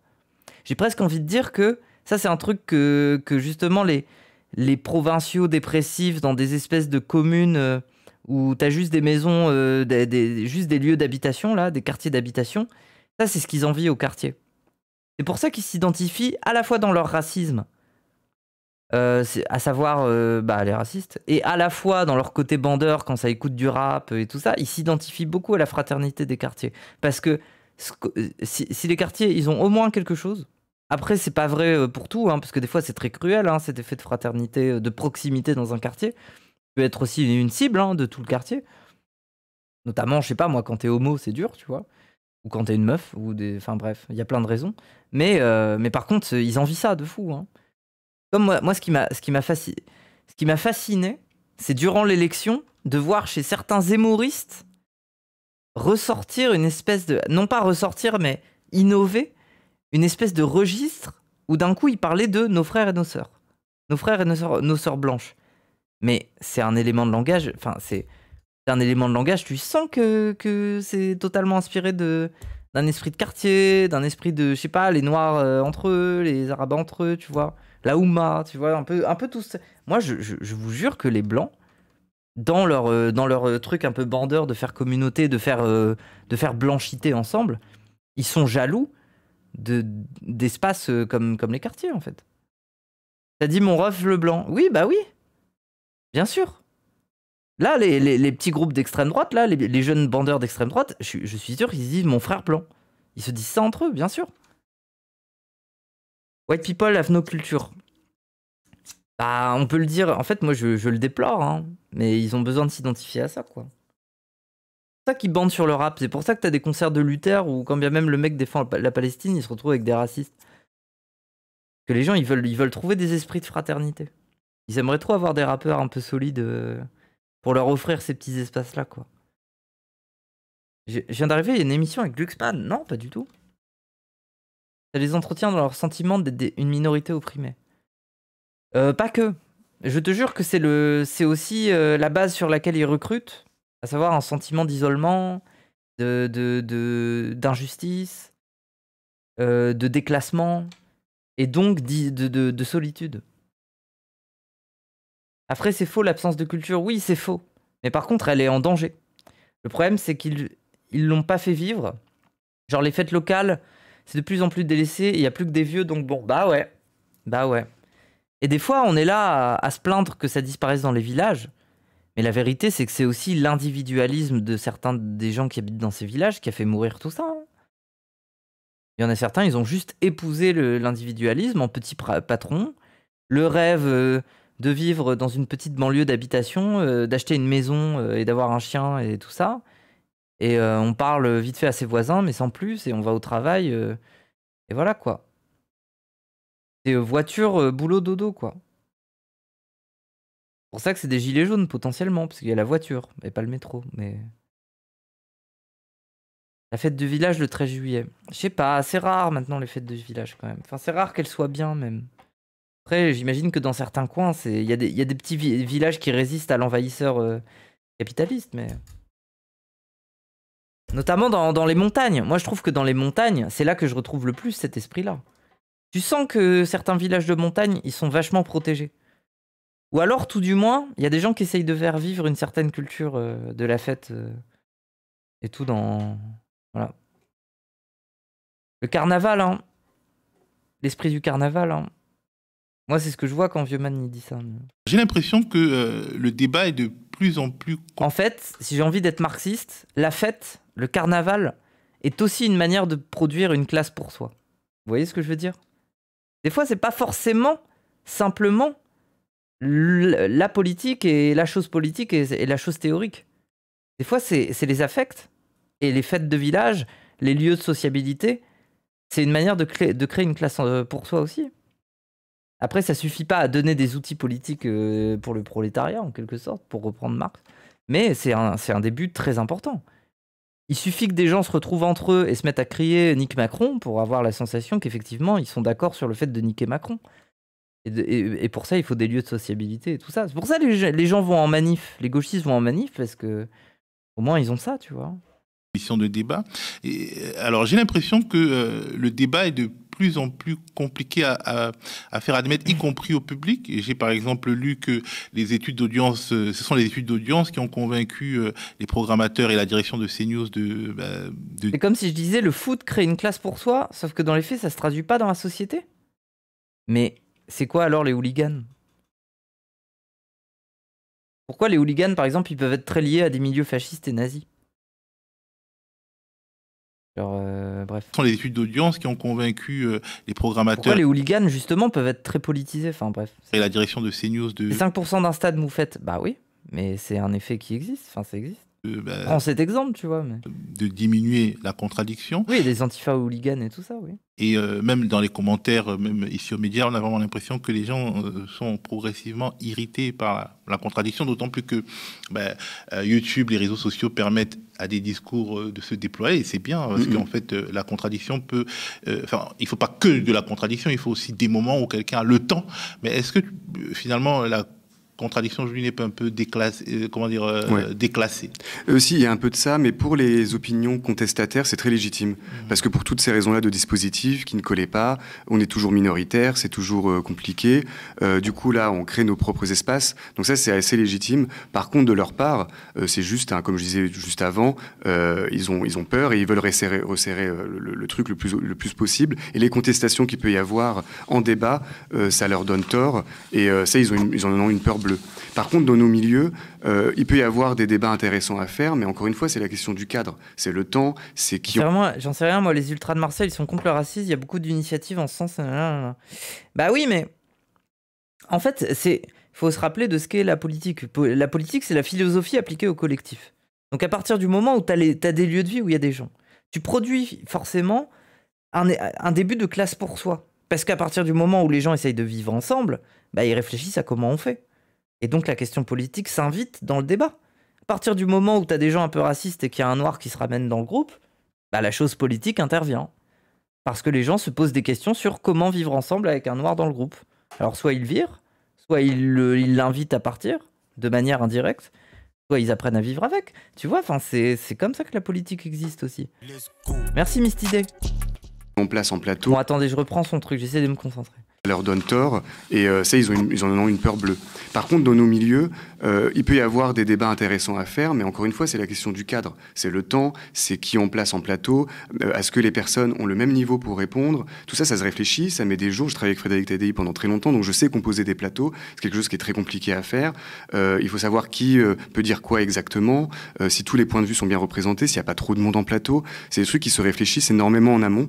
Et ça, de notre côté, nous, on peut l'organiser. Et moi, je préférais limite de plus en plus faire des débats semi-internes, c'est-à-dire des débats, je sais pas, je dis n'importe quoi, mais ça peut être sur des décroissants, avec des personnes qui sont plus des technologies qui veulent low cost. Enfin, tu vois ce que je veux dire, enfin, des débats plutôt internes. Je trouve ça un peu plus pertinent parfois à réaliser. Oui. Et surtout des débats sur des... C'est pour ça que c'est bien les débats chez le média et tout. Paul Elec contre l'autre, là. C'est vrai que c'est drôle ça, à chaque fois. Positions qui ne sont pas aussi divergentes. Parce que sinon, ça un brouhaha et en fait, c'est du clash et c'est plus du débat. Du débat, en fait, il faut se dire que avec Frédéric, on en parlait beaucoup, c'est comment expliquer qu'à partir du moment où des gens ne sont pas d'accord, on comprend mieux ce qui se passe. Et ça, c'est très important, même dans nos débats internes stratégiques, sur les violences policières, économiquement, sur l'anticapitalisme, etc. C'est des questions qui sont extrêmement importantes, qui nous traversent du matin au soir, même dans nos camps respectifs. Mais c'est très important pour mieux comprendre quel est le problème, en fait. La fête, c'est aussi une stratégie du capital pour créer des cohésions identitaires qui, justement, éludent la question sociale, Jeux Olympiques, Coupe du Monde, etc. Bah, dans la dimension du dispositif, oui. Mais est-ce que t'as pas l'impression qu'il râle un petit peu quand il voit plein de drapeaux algériens pour célébrer une Coupe du Monde dans la rue? La rue n'est pas organisée par la Coupe du Monde. Ils choisissent pas qui fête dans la rue et comment ils fêtent. Et justement, c'est ce qui leur plaît pas forcément toujours. Enfin, il y a plusieurs dimensions au phénomène. Genre, ils choisissent pas qui fait quoi en dehors du dispositif. Qui a de l'engouement pour le dispositif? Mais après, je suis d'accord avec toi. La fête en elle-même, la fête est commerciale. La fête est tout à fait commerciale. Mais bon, enfin bref. Je sais pas, moi je suis un peu gogol, bégodo là-dessus. Je pense que le dispositif est toujours impérieux. Oui, mais la fête n'est pas définie comme étant un dispositif fondamentalement capitaliste. Donc là où je dis que c'est forcément commercial, c'est que ça crée des échanges. La fête crée forcément des échanges. C'est-à-dire que même dans un truc gauchiste, même dans un truc canard, bah, y a des gens qui vont bouffer, il y a des pots communs, il y a des gens qui vont... Si c'est une asso qui fait une fête, bah, y a des gens qui mettent un petit billet dans un bol. Alors des fois c'est un peu prix libre, mais il y a forcément une dimension d'échange. Donc il y a une dimension de marchandage en fait. Même quand il y a une fête de village, ce qui intéresse le village, c'est que déjà tu consommes, mais que tu mettes le village sur la carte et que potentiellement tu y reviennes, tu vois. Pour ramener sa gamelle. Pas forcément, non. Non, les anards, les gens qui font des fêtes un peu anards, ils se débrouillent, ils font à bouffer. Hein. Généralement, ce qu'ils savent faire, c'est à bouffer. Souvent, ça bouffe vegan et tout ça, mais... Est-ce que tu m'acceptes parce que je vais faire du débat et chez les bouffons, ça ne passe pas souvent. Je comprends pas ce que tu veux dire. D'accord, il y a des petits festivals et même des trucs cool, genre des marathons dans les villages, des fêtes de musique, mais ça reste niche. Bah oui, mais plus tu multiplies les initiatives niches, plus ça vit en fait. Moi, je demande pas à ce que ça soit des immenses fêtes populaires. Hein. De toute façon, c'est comme les sectes qui ont réussi et qui deviennent des religions. Les petites fêtes deviennent potentiellement des grosses fêtes. Et les petits festivals deviennent potentiellement des gros festivals. Donc, autant ancrer un maximum et puis leur donner leur chance, tu vois. Bref. pour mieux comprendre le monde, d'une certaine manière. Merci Selim Derkaoui. Je rappelle ton article dans Frustration Magazine, le site internet de Frustration Magazine. One Night, bah oui. Qui est gratuit. Le titre du papier, vous pouvez rejoindre le Hamas si vous voulez. Mon éphémère expérience de chroniqueur sur BFM TV. Voilà. C'est la fin de cette édition. Bon, du coup, on n'a rien écouté de la fin, tant pis. Mais c'était hyper intéressant la discussion qu'on avait.